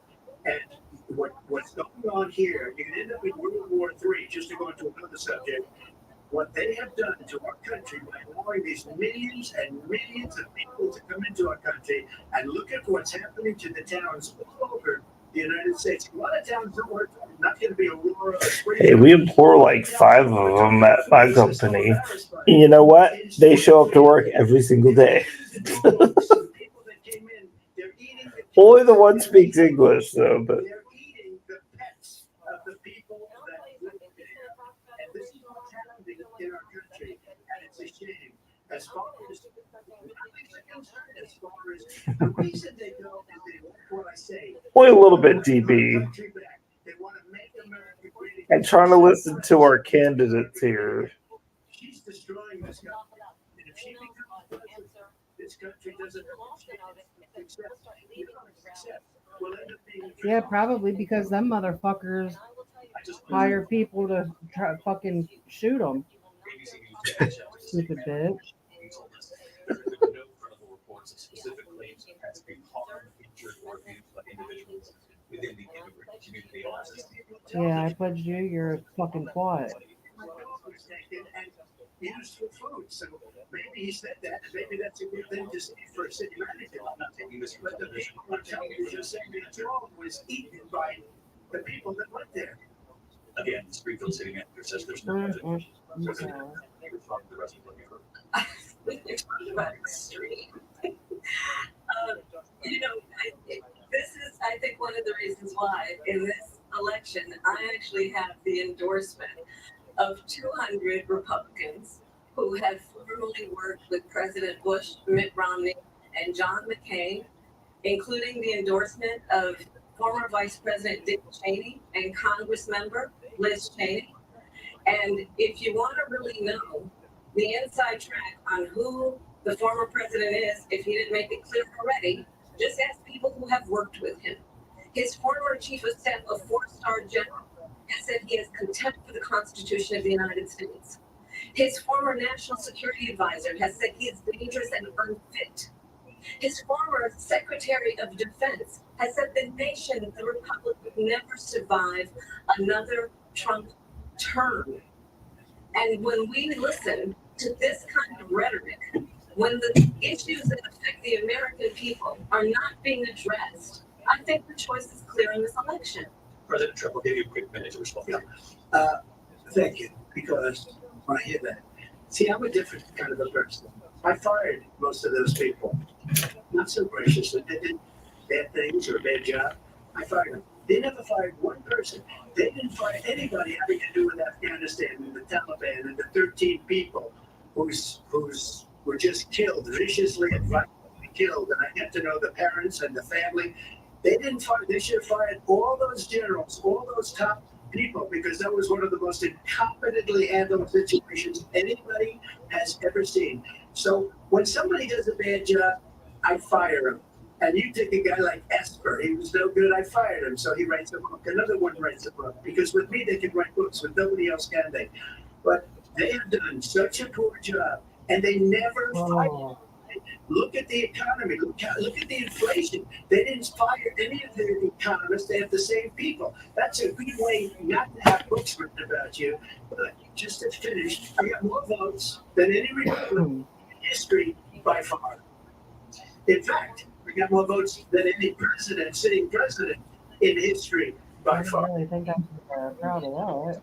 Richard, is what you wanted to talk about earlier. So let's get back to your deportation proposal that the vice president has reacted to as well. President Trump, you call this the largest domestic deportation operation in the history of our country. You say you would use the National Guard. She's starting to feel good. I bet you are. The U.S. military. You also said you would use local police. How would you deport 11 million undocumented immigrants? I know you believe that number is much higher. Take us through this. What does this look like? Will authorities be going door to door in this country? It is much higher because of them. They allowed criminals, many millions of criminals. They allowed terrorists. They allowed common street criminals. They allowed people to come in, drug dealers, to come into our country, and then now in the United States, and told by their countries like Venezuela, don't ever come back or we're going to kill you. Do you know that crime in Venezuela and crime in countries all over the world is way down? You know why? Because they're taking their criminals off the street and they're giving them to her to put into our country. And this will be one of the greatest mistakes in history for them to allow. And I think they probably did it because they think they're going to get votes, but it's not worth it because they're destroying the fabric of our country by what they've done. There's never been anything done like this at all. They've destroyed the fabric of our country. Millions of people let in, and all over the world, crime is down all over the world except here. Crime here is up and through the roof. Despite their fraudulent statements that they made, crime in this country is through the roof. And we have a new form of crime, it's called migrant crime. And it's happening at levels that nobody thought possible. President Trump, as you know, the FBI says overall violent crime is actually coming down in this country. Excuse me, the FBI they were defrauding statements. They didn't include the worst cities. They didn't include the cities with the worst crime. It was a fraud. Just like their number of 818,000 jobs that they said they created turned out to be a fraud. President Trump, thank you. I'll let you respond. Well, I think this is so rich, coming from someone who has been prosecuted for national security crimes, economic crimes, election interference, has been found liable for sexual assault, and his next big court appearance is in November at his own criminal sentencing. And let's be clear, where each person stands on the issue of what is about respect for the rule of law and respect for law enforcement. The former vice president called for defunding federal law enforcement, 45,000 agents. Get this, on the day after he was arraigned on 34 felony counts.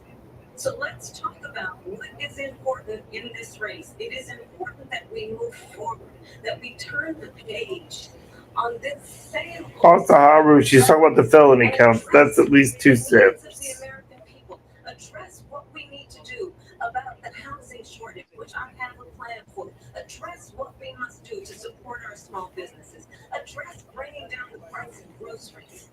But frankly, the American people are exhausted with the same old tired playbook. Vice President Harris, thank you. Excuse me. Every one of those cases was started by them against their political opponent. And I'm winning most of them, and I will win the rest of the appeal. When you saw that with the decision that came down just recently from the Supreme Court, I'm winning most of them. And those are cases, it's called weaponization. Never happened in this country. They weaponized the Justice Department. Every one of those cases. I love how they fucking do that. They try to debunk what it says. Yeah. Attorney General of New York and the DA of New York, every one of those cases. And then they say, oh, he's a criminal. They're the ones that made them go after me. I was found essentially guilty on the documents case. Now, what happened in my documents case? They said, oh, that's the toughest of them all. A complete and total victory. 2 months ago, it was thrown out. It's weaponization, and they used it, and it's never. I know Masaharu. He has a gag order. He can't even fucking. Cases. President Trump, thank you. A really quick response here, Vice President Harris, on this notion of weaponization of the Justice Department. Well, let's talk about extreme and understand the context in which this election in 2024 is taking place. The United States Supreme Court recently ruled that the former president would essentially be immune from any misconduct if he were to enter the White House again.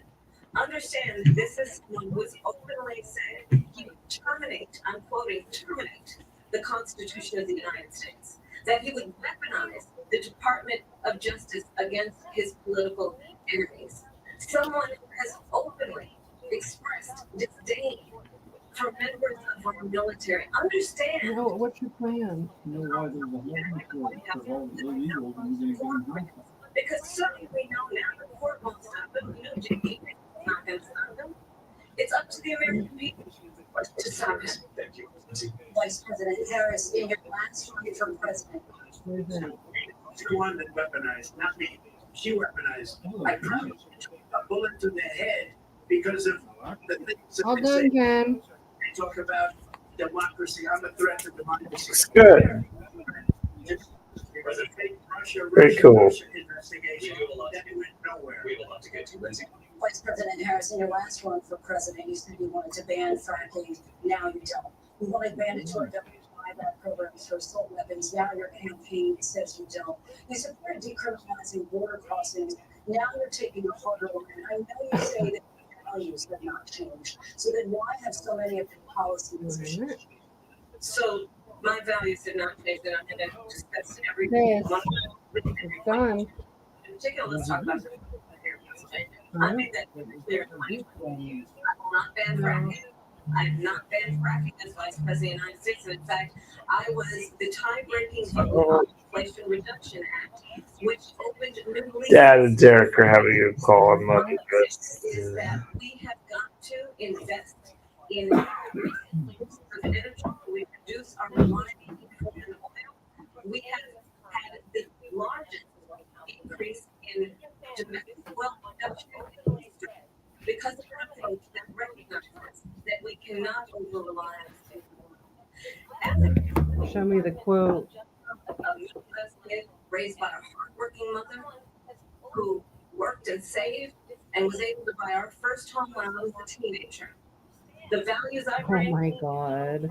ownership, knowing not everybody got handed $400 million on a silver platter and then filed bankruptcy 6 times, is a value that I bring to my work to say we are going to work with the private sector and home builders to increase 3 million homes, increase by 3 million homes by the end of my first term. My work that is related to having a friend when I was in high school who was sexually assaulted by her stepfather. And my focus then on protecting women and children from violent crime is based on the value deeply grounded in the importance of standing up for Yeah, those. you don't want to fucking hear about that. That is about protecting Social Security and Medicare. Is based on long-standing work that I have done, protecting seniors from scams. just spewing law, kind of.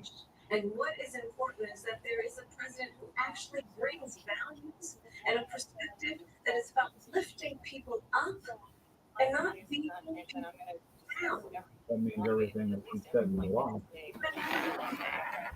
Is the leader who actually understands the strength is not in beating people down, it's in lifting people up. That's bullshit. First of all, I wasn't given $400 million. I wish I was. My father was a Brooklyn builder, Brooklyn, Queens. I had a great father, and I learned a lot from him. But I was given a fraction of that, a tiny fraction, and it built it into many, many billions She's of dollars. against fracking. And when people see it, they are even surprised. So we have to talk about that. Fracking, she's been against it for 12 years. Defund the police, she's been against that forever. She gave all that stuff up. We didn't need to rely on that. We have enough liquid gold under our own fucking feet, you dumb cunt. Forget it. She gave up at least 12 and probably 14, 15 different Oh, policies. good for you. They want to defund the police. In Minnesota, she went out with I'm talking now. Is that sound familiar? She went out in Minnesota and wanted to let criminals, that people that burned down Minneapolis, she went out and raised money to get them out of jail. She did things that nobody would ever think of. Now she wants to do transgender operations for illegal aliens that are in prison.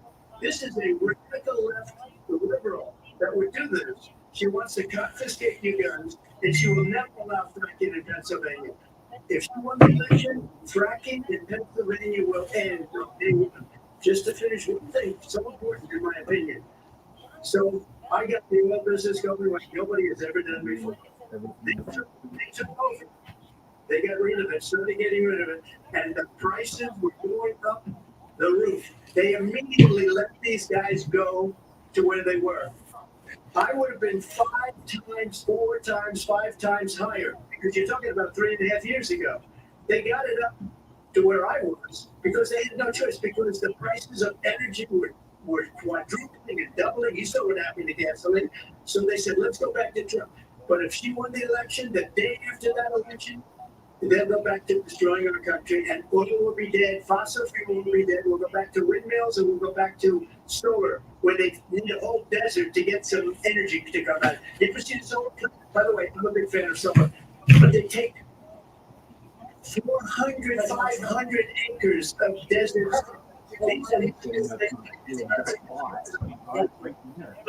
We have an election in just 56 days. And I want to talk about the peaceful transfer of power, which, of course, we all know is a cornerstone of our democracy, and the role of the president in a moment of crisis.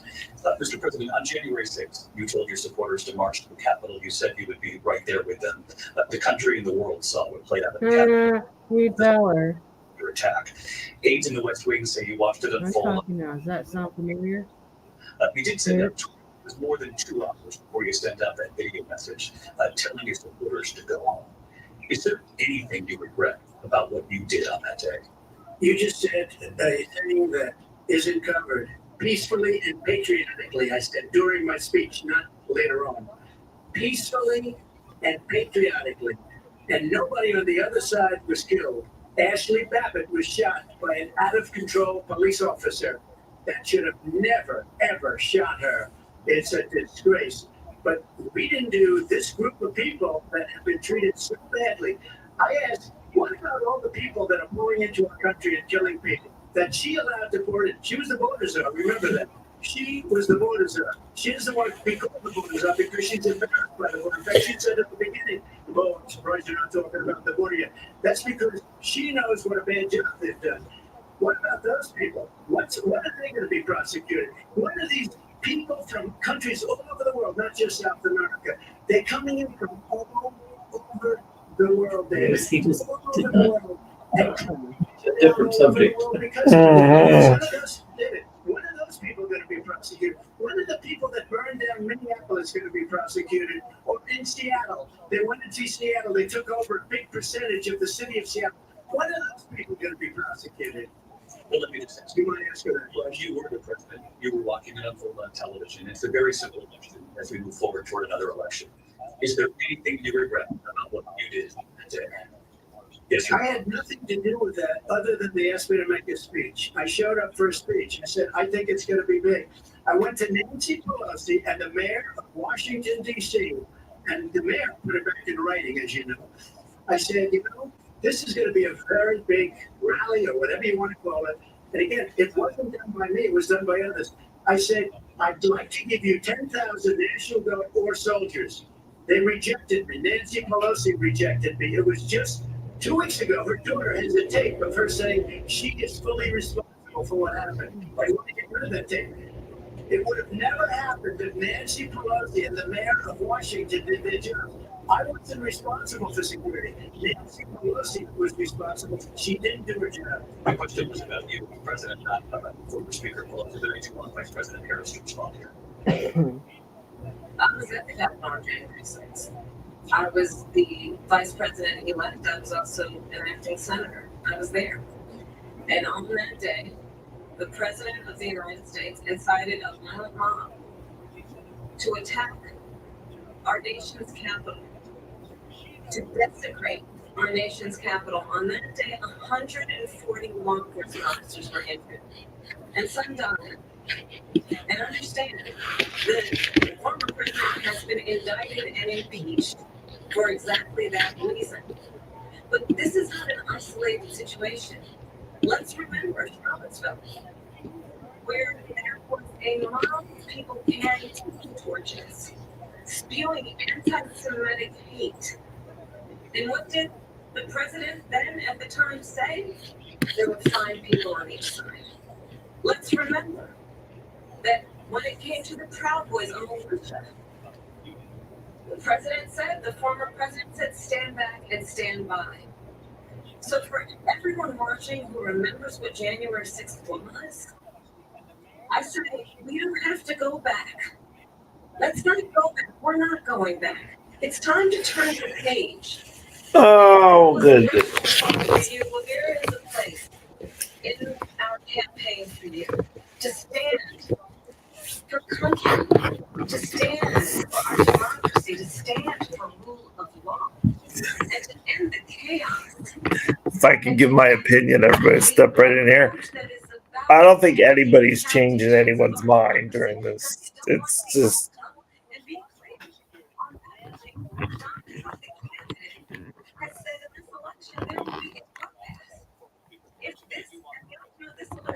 Well, maybe he needs to do a little bit of research because the president can't order that. No. Let me just follow up here. It was a term that related to because they've destroyed our energy business. That was where bloodbath was. Once it was instantly been, as you would say, debunked. Laura Ingraham, Sean Hannity, Jesse, all of these people. If they go you will see it was perfect. It was debunked in almost every newspaper, but they still bring it up, just like they bring 2025 up. They bring all of this stuff up. I ask you this, you talk about the Capitol. Why are we allowing these millions of people to come through on the... What about all the pallets of bricks And I'll tell you, that the Democrats had fucking put there to put on these riots? How about that? Washington, D.C. during this debate because we're wasting a lot of time. Because it's so bad, it's so ridiculous. Go down to Washington, D.C. and let her sign a bill to close up the border because they have the right to do it. They don't need bills. They have the right to do it. The it'd be nice, You'll get them out of bed. You'll wake them up at 4 o'clock in the afternoon. You'll say, come on down to the office and sign a bill. If he signs a bill that the border is closed, all he has to do is say it to the Border Patrol, who are phenomenal. If they do that, the border is closed. Those people are killing many people. Unlike Jimmy said, we talked immigration here tonight. I think needs to pay attention. Because it really brings this into focus truth in these times that we're living in. Mr. President, for 3.5 years after you lost the 2020 election, you repeatedly falsely claimed that you won. Many times, seriously, Masahara. in the past couple of weeks, Bullshit. you said, quote, you lost by a whisker, that you didn't quite make it, that you came up a little I bit like short. how they Are you now acknowledging that pick you bits and pieces. I say that sarcastically. It was said, oh, we lost by a whisker. That was said sarcastically. Look, there's so much proof. All you have to do is look at it. And they should have sent it back to the legislatures for approval. I got almost 75 million votes. The most votes any sitting president has ever gotten. Why didn't you step up and say that that was debunked? You can't be beaten. The election, people should never be thinking about an election as fraudulent. We need two things. We need walls. We have to have it. We have to have borders, and we have to have good elections. Our elections are bad. And a lot of these illegal immigrants coming in, they're trying to get them to vote. They can't even speak English. They don't even know what country they're in practically. And these people are trying to get them to vote. And that's why they're allowing them to come into the country. I did watch these pieces of video, and I didn't detect the sarcasm. Lost by a whisper, we didn't quite make it. And we should just point out here as clarification, and you know this, you and your 60 cases in front of many judges, many of them No judge looked at it. and so They said we didn't have standing. That's the other thing. They said we didn't have standing, a technicality. Can you imagine a system where a person in an election doesn't have standing? The President of the United States doesn't have standing. That's how we lost. If you look at the facts, and I'd love to have you do a special on it, I'll show you Georgia, and I'll show you Wisconsin, and I'll show you Pennsylvania. We have so many facts and statistics, but you know what? That doesn't matter because we have to solve the problem that we have right now. That's old news. And the problem that we have right now is we have a nation in decline, and they have put it into decline. We have a nation that is dying, David. Mr. President, thank you. Vice President Harris, you heard the President there tonight. He said he didn't say that he lost by whisper, so he still believes the election. I do want to ask you about something that's come in the last couple of days. This was a post from President Trump about this upcoming election just weeks away. He said, when I win, those people who cheated, and then he lists donors, voters, election officials. He said will be prosecuted to the fullest extent of the law, which will include multiple prison sentences. One of your campaign's top lawyers responded saying, we won't let Donald Trump intimidate us.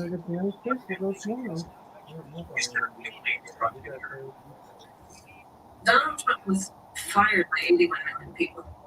So let's be clear about that. And clearly he is having a very difficult time processing that. But we cannot afford to have a president of the United States who attempts, as he did in the past, to upend the will of the voters in a free and fair election. And I'm going to tell you that I have traveled the world as Vice President of the United States, and world leaders are laughing at Donald Trump. I have talked with military leaders with you, and they say you're a disgrace. And when you then talk in this way in a presidential debate and deny what over and over again are court cases you have lost, because you did in fact lose that election, it's hard to believe that perhaps we do not have in the candidate to my right the temperament or the ability to not be confused about facts. That's deeply troubling, and the American people deserve better. I'll give you 1 minute. Right, let me just say about world leaders. Victor Orban was a respected man. You can call him a strong man. He's a tough person. Smart. Prime Minister of Hungary. They said, why is the whole world blowing up? 3 years ago it wasn't. Why is it blowing up? He said, because you need Trump back as president. They were afraid of him. China was afraid, and I don't like to use the word afraid, but I'm just quoting. China, Masaharu. She's having buzz balls. I ended the Nord Stream pipeline, and Biden put it back when they opened, but he ended the XL pipeline. The XL pipeline in our country, he ended that. But he let the Russians build a pipeline going all over Europe and heading into Germany, the biggest pipeline in the world. And said it.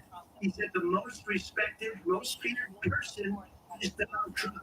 We had no problems when Trump was president.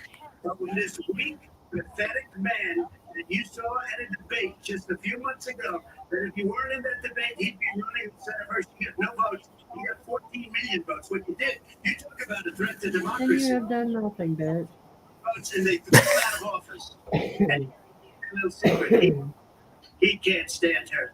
But he got 14 million votes. They threw him out. She got 0 votes. And when she ran, she was the first one to leave because she failed. And now she's running. I don't understand it, but I'm okay with it because Your time I is up. think we're going to do very well. We've got a lot more. Turning now to the Israel-Hamas war and the hostages who are still being held, Americans among them. Vice President Harris, in December, you said, quote, Israel has a right to defend itself, but you added, quote, it matters how. Said international humanitarian law must be respected. Israel must do more to protect innocent civilians. You said that 9 months ago. Now an estimated 40,000 Palestinians are dead. Nearly 100 hostages remain. Just last week, Prime Minister Benjamin Netanyahu said there's not a deal in the making. President Biden has not been able to break through the stalemate. How do you do it? Well, let's understand how we got here. On October 7th, Hamas, a terrorist organization, slaughtered 1,200 Israelis. Many of them young people who were simply attending a concert. Women were horribly raped.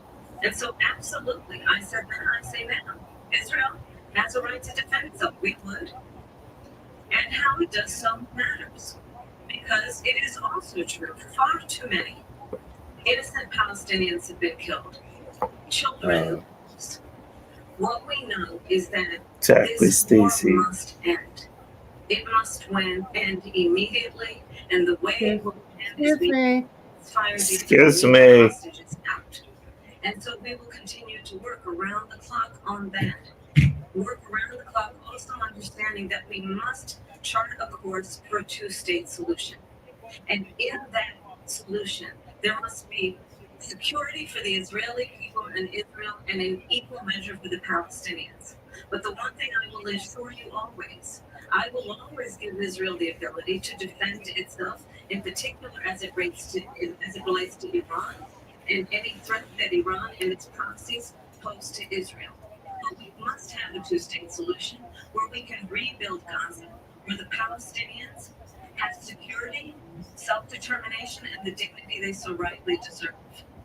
President Trump, how would you negotiate with Netanyahu and also Hamas in order to get the hostages out and prevent the killing of more innocent civilians in Gaza. If I were president, it would have never stopped. If I were president, Russia would have never, ever, I know Putin very well, he would have never, and there was no threat either for 4 years, have gone into Ukraine and killed people. When you add the people understand what's going on over there. But when she mentions about Israel, all of a sudden, she hates Israel. She wouldn't even meet with Netanyahu when he went to Congress to make a very important speech. She refused to be there because she was at a sorority party of hers. She wanted to go to the sorority party. She hates Israel. If she's president, I believe that Israel will not exist within 2 years from now. And I've been pretty good at predictions. I hope I'm wrong about that one. She hates Israel. At the same time, in her own way, she hates the Arab population because the whole place is going to get blown up. You answer the question, Donald. That's not what she asked you. What would you do? Now we're just talking about what would have happened in the first place. Focus.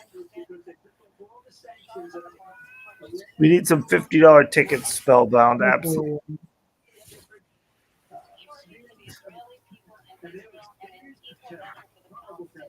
They had no money. They had no money for terror. They were broke. Now they're a rich nation. And now what they're doing is they're spreading that money around. Look at what's happening with the Houthis and Yemen. Look at what's going on in the Middle East. This would have never happened. I would get the war with Ukraine and Russia. And how, but I'll do it. He's gonna get it Tell you done. how, but I'll get her done. Get her done. He says you hate Israel. No, that's absolutely not true. I had my entire career in life supported Israel and the Israeli people. He knows that. He's trying to, again, divide and distract from the reality, which is it is very well known that Donald Trump is weak and wrong on national security and foreign policy. It is well known that he admires dictators, wants to be a dictator on day one, according to himself. It is well known that he well known that when Russia went to the Ukraine, it was brilliant. It is well known he exchanged with Kim Jong-un. And it is absolutely well known that these dictators and autocrats are rooting for you to be president again because they're so clear. They can manipulate you with flattery and favors. And that is why so many military people you have worked with. Damn it. That is why we understand that we have to have a president consistently weak and working national security, including the importance of upholding and respecting in highest regard our military. Vice President Harris, thank you.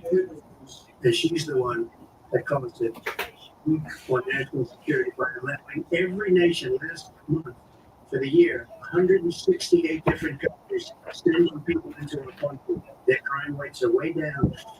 Putin endorsed her last week, said, I hope she wins. And I think he meant it because what he's gotten away with is absolutely incredible. It wouldn't have happened with me. The leaders of other countries think that they're weak and incompetent, and they are. They're grossly incompetent. And I just ask one question. Yeah. Why does Biden go in and kill the Keystone Pipeline and approve the single biggest deal that Russia's ever made, Nord Stream 2, the biggest pipeline anywhere in the world going to Germany and all over Europe? Because they're weak and they're ineffective. And Biden, by the way, gets paid a lot of money. With a lot of issues to get to. We'll be right back with much more of this historic interview We've got a commercial break to get to. right here in Philadelphia. Back in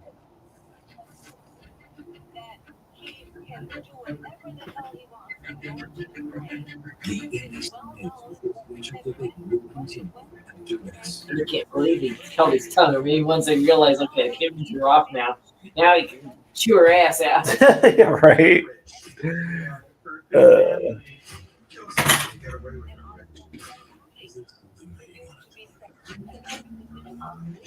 Everyone, it's commercial break.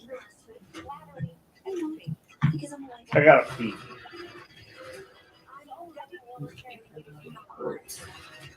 She wants to talk about manipulating with flattery. What does she 1%. do? Right, like the border, wide open. You figure it out. I can.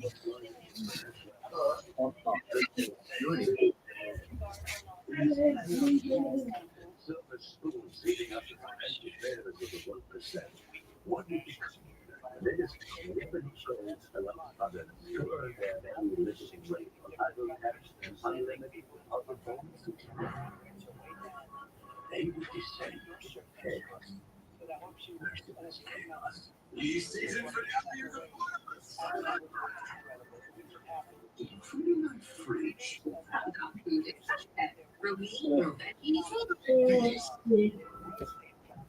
There's a couple of the trail in the valley. It's simply saying, built advanced sensors and cameras for your whole home. Powered by 24/7 professional monitoring and fast protect technology, exclusively for veterans for faster police response. There's no safe or accepted. We're ready 2024. We're Red Lobster. America Pride. So come in now for a taste of 24 years of free Red Lobster, because one bite can unite all parties, at least for dinner. Sure, with print business cards, but we also bring these and those. And agree with that. We bring your brand on everything, so customers can notice you, remember you, and from lunch to with 25% off for new customers at visitprint.com. You are existing, but look at all these people.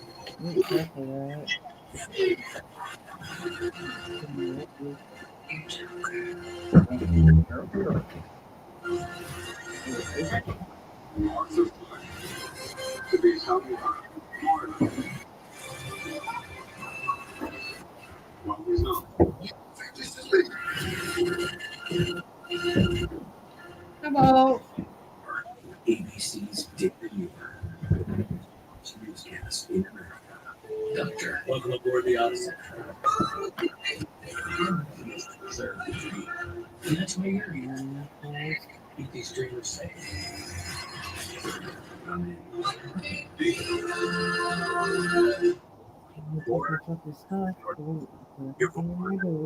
Now walk. Everyone can now vote by mail, early, or election vote. If by mail, just return this postcard. It's that easy. Visit our website for details.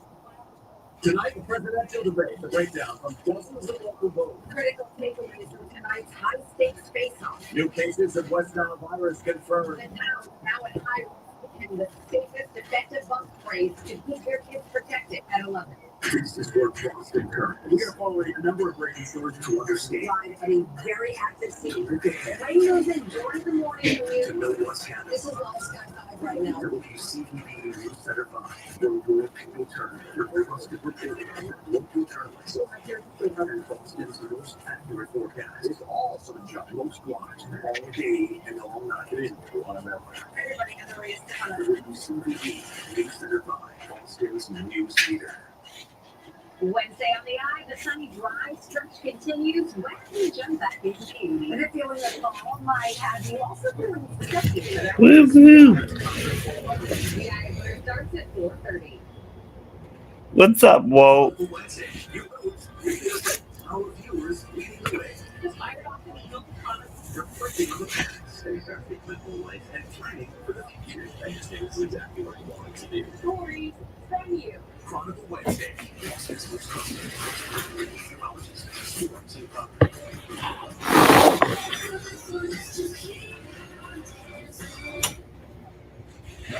Live from the National Constitution Center in Philadelphia, Pennsylvania.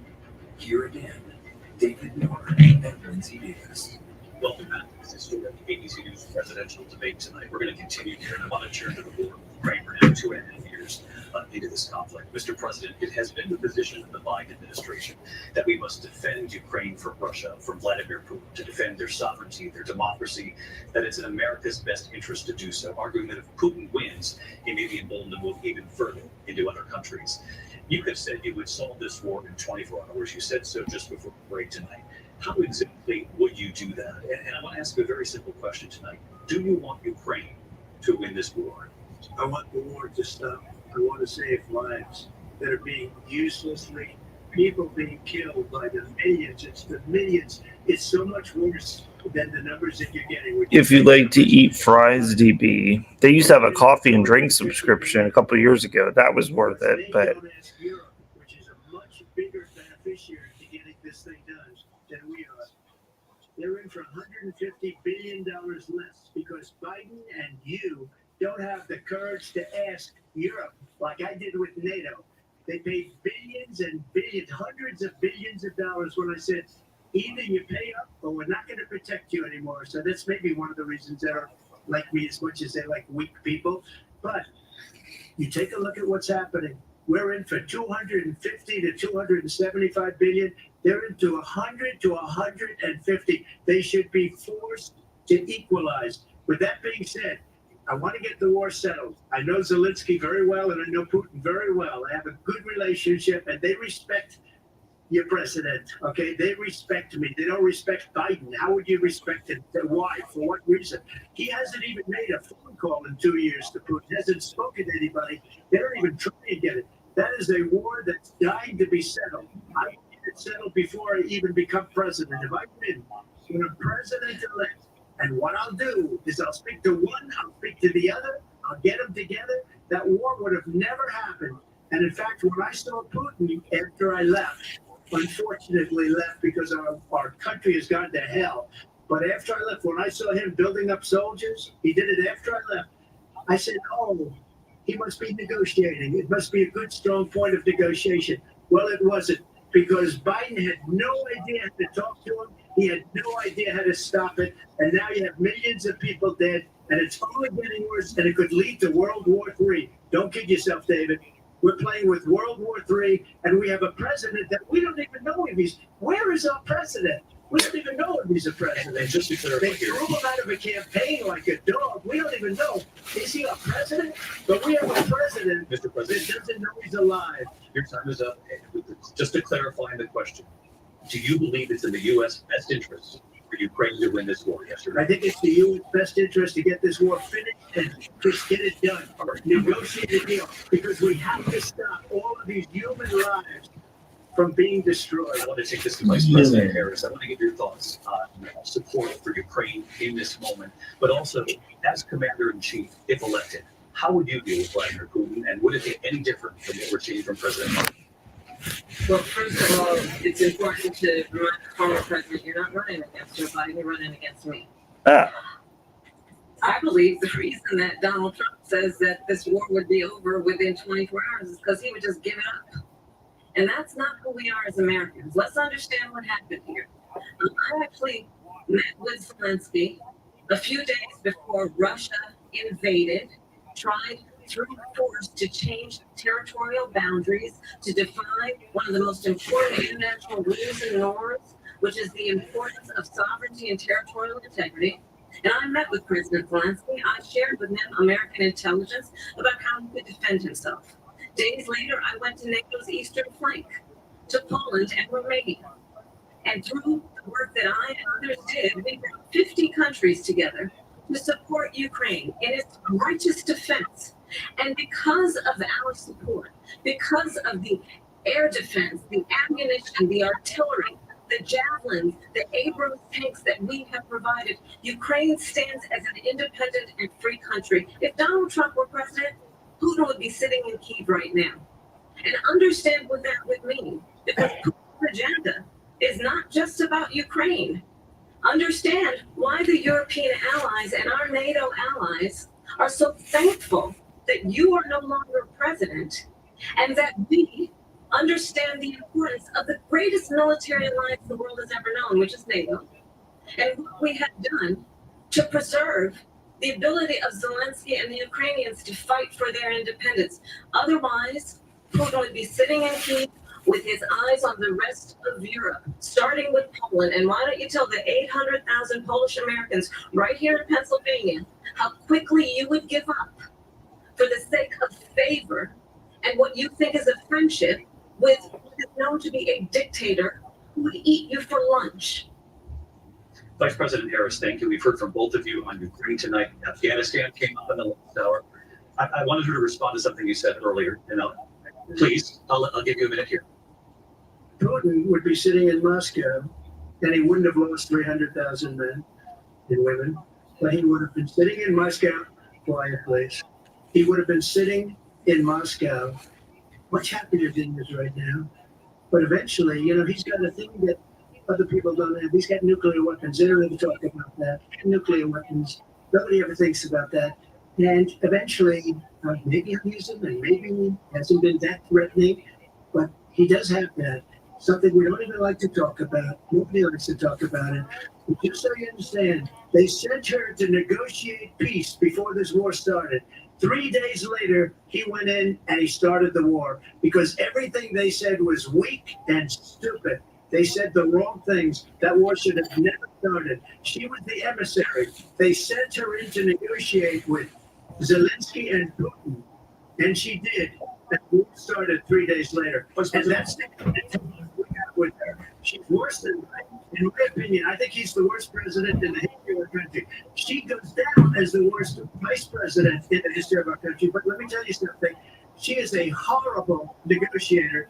They sent her in to negotiate as soon as they left. Putin did the invasion. President Trump, thank you. You did bring up something. You said she went to negotiate with Putin. Vice President Harris, have you ever met Vladimir Putin? Can you clarify to me? Yet again, I said at the beginning of this debate, you're going to hear a bunch of lines coming from this room. And that is enough one. When I went to meet with President Zelensky, I've now met with him over 5 times. The reality is it has been about standing as America's as a leader, upholding international rules and norms, as a leader who shows strength, understanding that the alliances we have around the world are dependent. But he asked you if you ever met with Putin. You don't want to answer you because word salad the rest of this. Because you adore strongmen instead of caring about democracy. And that is very much what is at stake here. The President of the United States is Commander-in-Chief. And the American people have a right to rely on a president who understands the significance of America's role and responsibility in terms of ensuring that and ensuring we stand up for our principles and not sell them for the benefit of personal flattery. We talked about Ukraine and Vladimir Putin. I do want to talk about Afghanistan. It came up in the first hour of this debate. I want to move on to Afghanistan. Said Trump did the most amazing thing I've ever seen. He got these countries, the 28 countries at the time, to pay up. He said, I've never seen, he's the head of NATO. He said, I've never seen, for years, we were paying almost all of NATO. We were being ripped off by European nations, both on trade and on NATO. I got them to pay up by saying one of the statements you made before, if you don't pay, we're not going to protect you. Otherwise, we would have never gotten it. He said it was one of the most incredible jobs that he's ever seen done. Thank you. I want to turn to Afghanistan. It came up in the first hour of the debate, and we witnessed a poignant moment today on Capitol Hill, honoring the soldiers who died in the chaotic withdrawal from Afghanistan. I do want to ask the Vice President, do you have any responsibility in the way that withdrawal played out? Well, I will tell you, I agree with President Biden's decision. Lots of word salad. Presidents said they would, and Joe Biden did. And as a result, America's taxpayers are not paying the $300 million a day we were paying for that endless war. And as of today, there is not one member of the United States military who is in active duty in a combat zone in any war zone around the world, the first time this century. But let's understand how we got to where we are. Donald Trump, when he was president, negotiated one of the weakest deals you can imagine. He calls himself a deal maker. Even his national security advisor said it was a weak, terrible deal. And here's how it went down. He bypassed the Afghan government. He negotiated directly with a terrorist organization, Taliban. The negotiation involved the Taliban getting 5,000 Taliban terrorists released. And get this, get this. And the president at the time invited the Taliban to Camp David, a place of storied significance for us as Americans, a place where we honor the importance of American diplomacy where we invite and receive respected world leaders. And this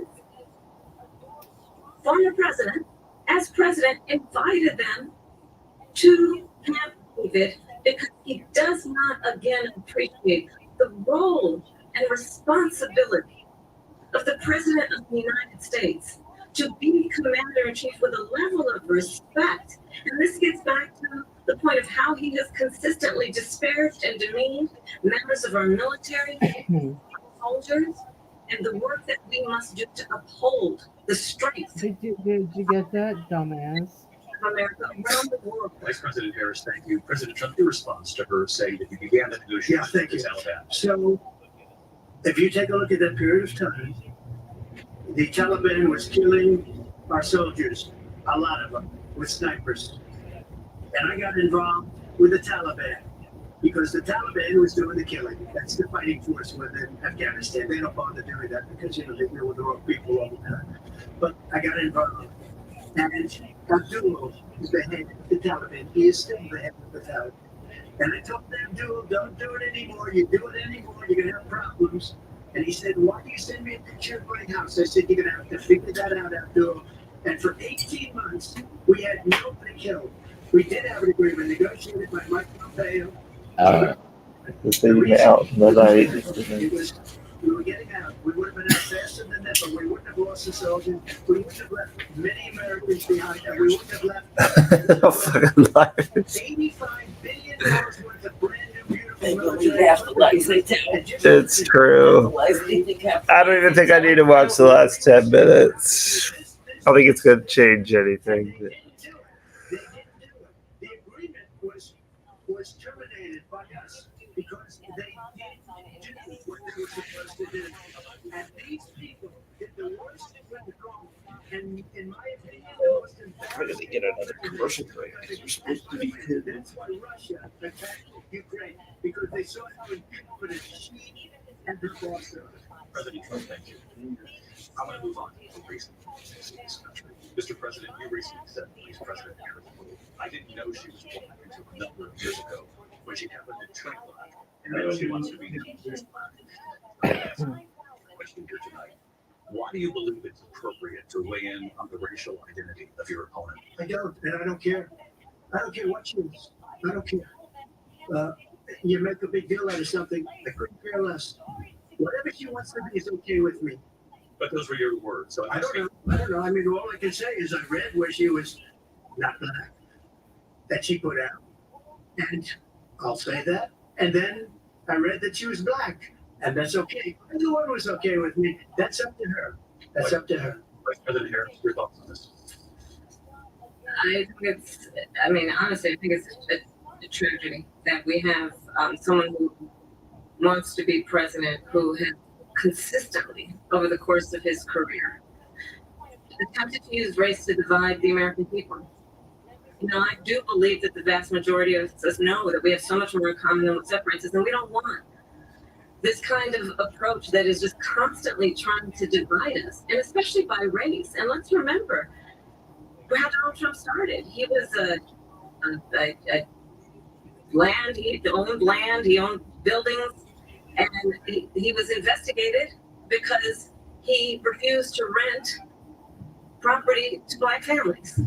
Let's remember, this is the same individual who took out a full-page ad in the New York Times calling for the execution of 5 young black and Latino boys who were innocent, the Central Park 5.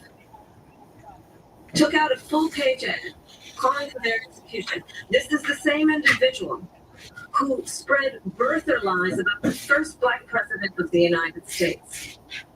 And I think the American people want better than that. Better than this. Want someone who understands, as I do, I travel our country. We see in each other a friend. We see in each other a neighbor. We don't want a leader who is constantly trying to have Americans point their fingers at each other.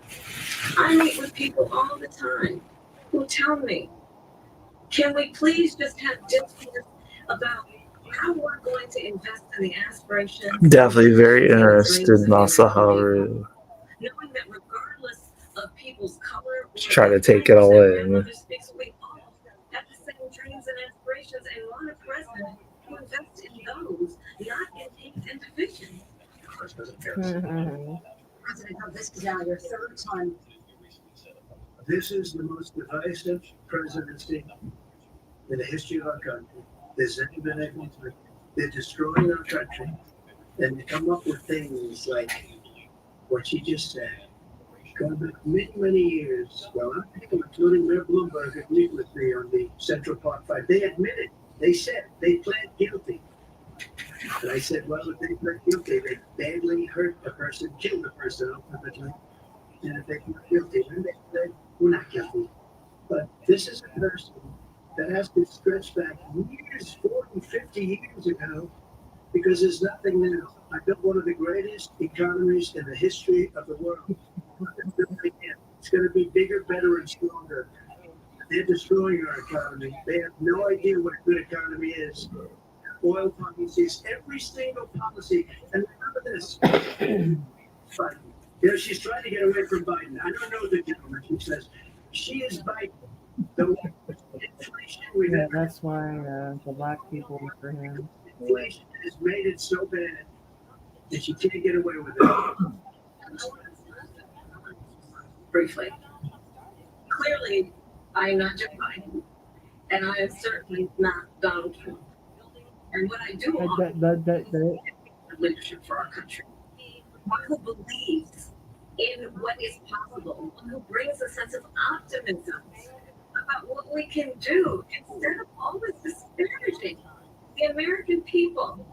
I believe in what we can do to strengthen small businesses, which is why I have a plan. Let's talk about our plans and let's compare the plans. I have a plan to give startup businesses $50,000 tax deduction to pursue their ambitions, their innovation, their ideas, their hard work. I have a plan, $6,000 for young families for the first year of your child's life to help you in that most critical stage of your child's development. I have a plan that is about allowing people to be able to pursue what has been fleeting in terms of the American dream by offering a help with down payment of $25,000 down payment assistance for first-time buyers.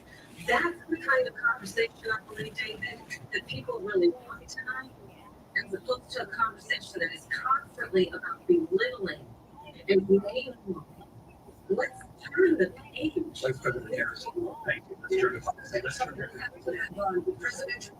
Let's turn to policy, please. To defund the police, she has a flat plan to confiscate everybody's gun. She has a plan to not allow fracking in Pennsylvania or anywhere else. Okay. That's what her plan is until Tuesday. I think the president has said something twice that I need to respond to. I'm sorry, we're going to respond, Vice President Harris. President Trump, this is now your third time running for president. You have long vowed to repeal and replace the Affordable Care Act, also known as Obamacare. You have failed to accomplish that. You now say you're going to keep Obamacare, quote, unless we can do something much better. Last month, you said, quote, we're working on it. So tonight, 9 years after you first started working, do you have a plan? And can you tell us what it is? Obamacare was policy health care. Which was, it's not very good today. And what I said, that if we come up with something, and we are working on things, we're going to do it and we're going to replace it. But remember this, I inherited Obamacare because Democrats wouldn't change it. They wouldn't vote for it. They were unanimous. They wouldn't vote to change it. If they would have done that, we would have had a much better plan than Obamacare. But the Democrats came up, they wouldn't vote for it. I had a choice to make when I was president. Do we save it and make it as good as it can be, never going to be great, or do I let it run? And I felt I had an obligation, even though politically it would have been good to just let it run and let it go away.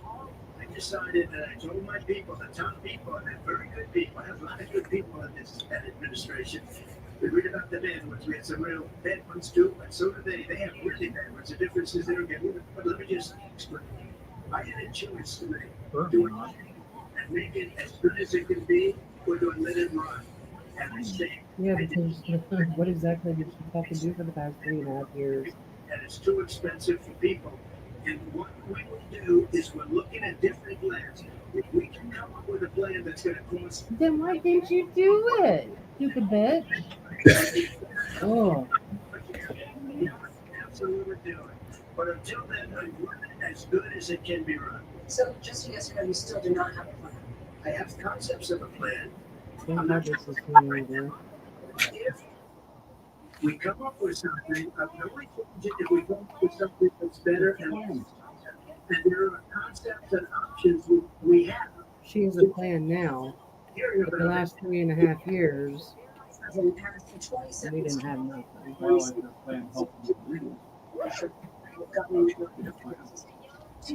Now all of a sudden there's a plan. Yeah, to help the illegal. Well, first of all, I absolutely support and over the last 4 years as vice president prior to healthcare options. But what we need to do is maintain a worldly affordable care. But I'll get to that, Lindsay. I just need to respond to the previous point that the former president has made. I've made very firm position on fracking, and then this business about taking everyone's guns away. Jim Walz and I are both not opposed to get anybody's guns away. So stop the continuous. Unless you're illegal, then you don't have to have anything down. It's in just free house. Look at the history to know where people stand. When Donald Trump was president, 60 times he tried to get rid of the Affordable Care Act. 60 times. I was a senator at the time. When I will never forget the early morning hours up for a vote in the United States Senate. And the late, great John McCain, who you have disparaged as being, you don't like him, you said, Tom, because he got caught. He was an American hero. The late, great John McCain, I will never forget that night, walked up to the Senate floor and said, no, you don't. No, you don't. No, you don't get rid of the Affordable Care Act. You have no plan. And what the Affordable Care Act has done is eliminate the ability of Definitely have munchies. pre-existing conditions. I would tell people watching tonight, you remember what that was like? Remember when an insurance company could deny if a child had asthma, if someone was a breast cancer survivor, if a grandparent had diabetes? And thankfully, as I've been vice president and we over the last 4 years have strengthened the Affordable Care Act, we have allowed for the first time Medicare to negotiate drug prices on behalf of you, the American people. Donald Trump said he was going to allow Medicare to negotiate drug prices. He never did. We did. And now we have capped the cost of insulin at $35 a month. Since I've been president, we have capped the cost of prescription medication for seniors at $2,000 a year. And when I'm president, we can do that for all people, understanding that the value I bring to this is that access to health care should be a right and not just a privilege of those who can afford it. And the plan has to be to strengthen the Affordable Care Act, not get rid of it. That's President where Donald Trump stands in that. I want to go to an issue that's important for Make no mistake. And number one, John McCain fought Obamacare for 10 years. But it wasn't only him. It were all of the Democrats that kept it going. And you know what? We can do much better than Obamacare, much less money. But she won't improve private insurance for people, private medical insurance. That's another thing she doesn't want. People are paying privately for insurance that have worked hard and made money, and they won't have private. She wants everybody to be on government insurance where you wait 6 months for an operation that you need immediately. President Trump, thank you. We have another issue that we need to get to that's important for a number of Americans, in particular younger voters, and that's climate change. President Trump, with regard to the Oy vey, everybody. Vice President Harris, you call climate change an Said oy vey. Oy vey, it's past 10:30 and she's still going, so I'm gonna head out, everybody. I think I heard enough from the people, so I'm gonna let Stacy. What are your thoughts? Your thoughts? I don't Yeah, know. what's your thoughts? I don't know, Adam. At least she's not doing a ton of word salad tonight. I'll give her there. At least we got to hear her speak. But yeah, I don't know, Adam. I don't know. All right. I'll get back to you on Thursday. I'm sure there's gonna be lots of other videos out to watch those, and then we'll go from there. All right. Yeah, I'll get back to you. All right, we'll see ya. All right. Bye, Melissa. Haru. Go get your Okay. Night. Good night.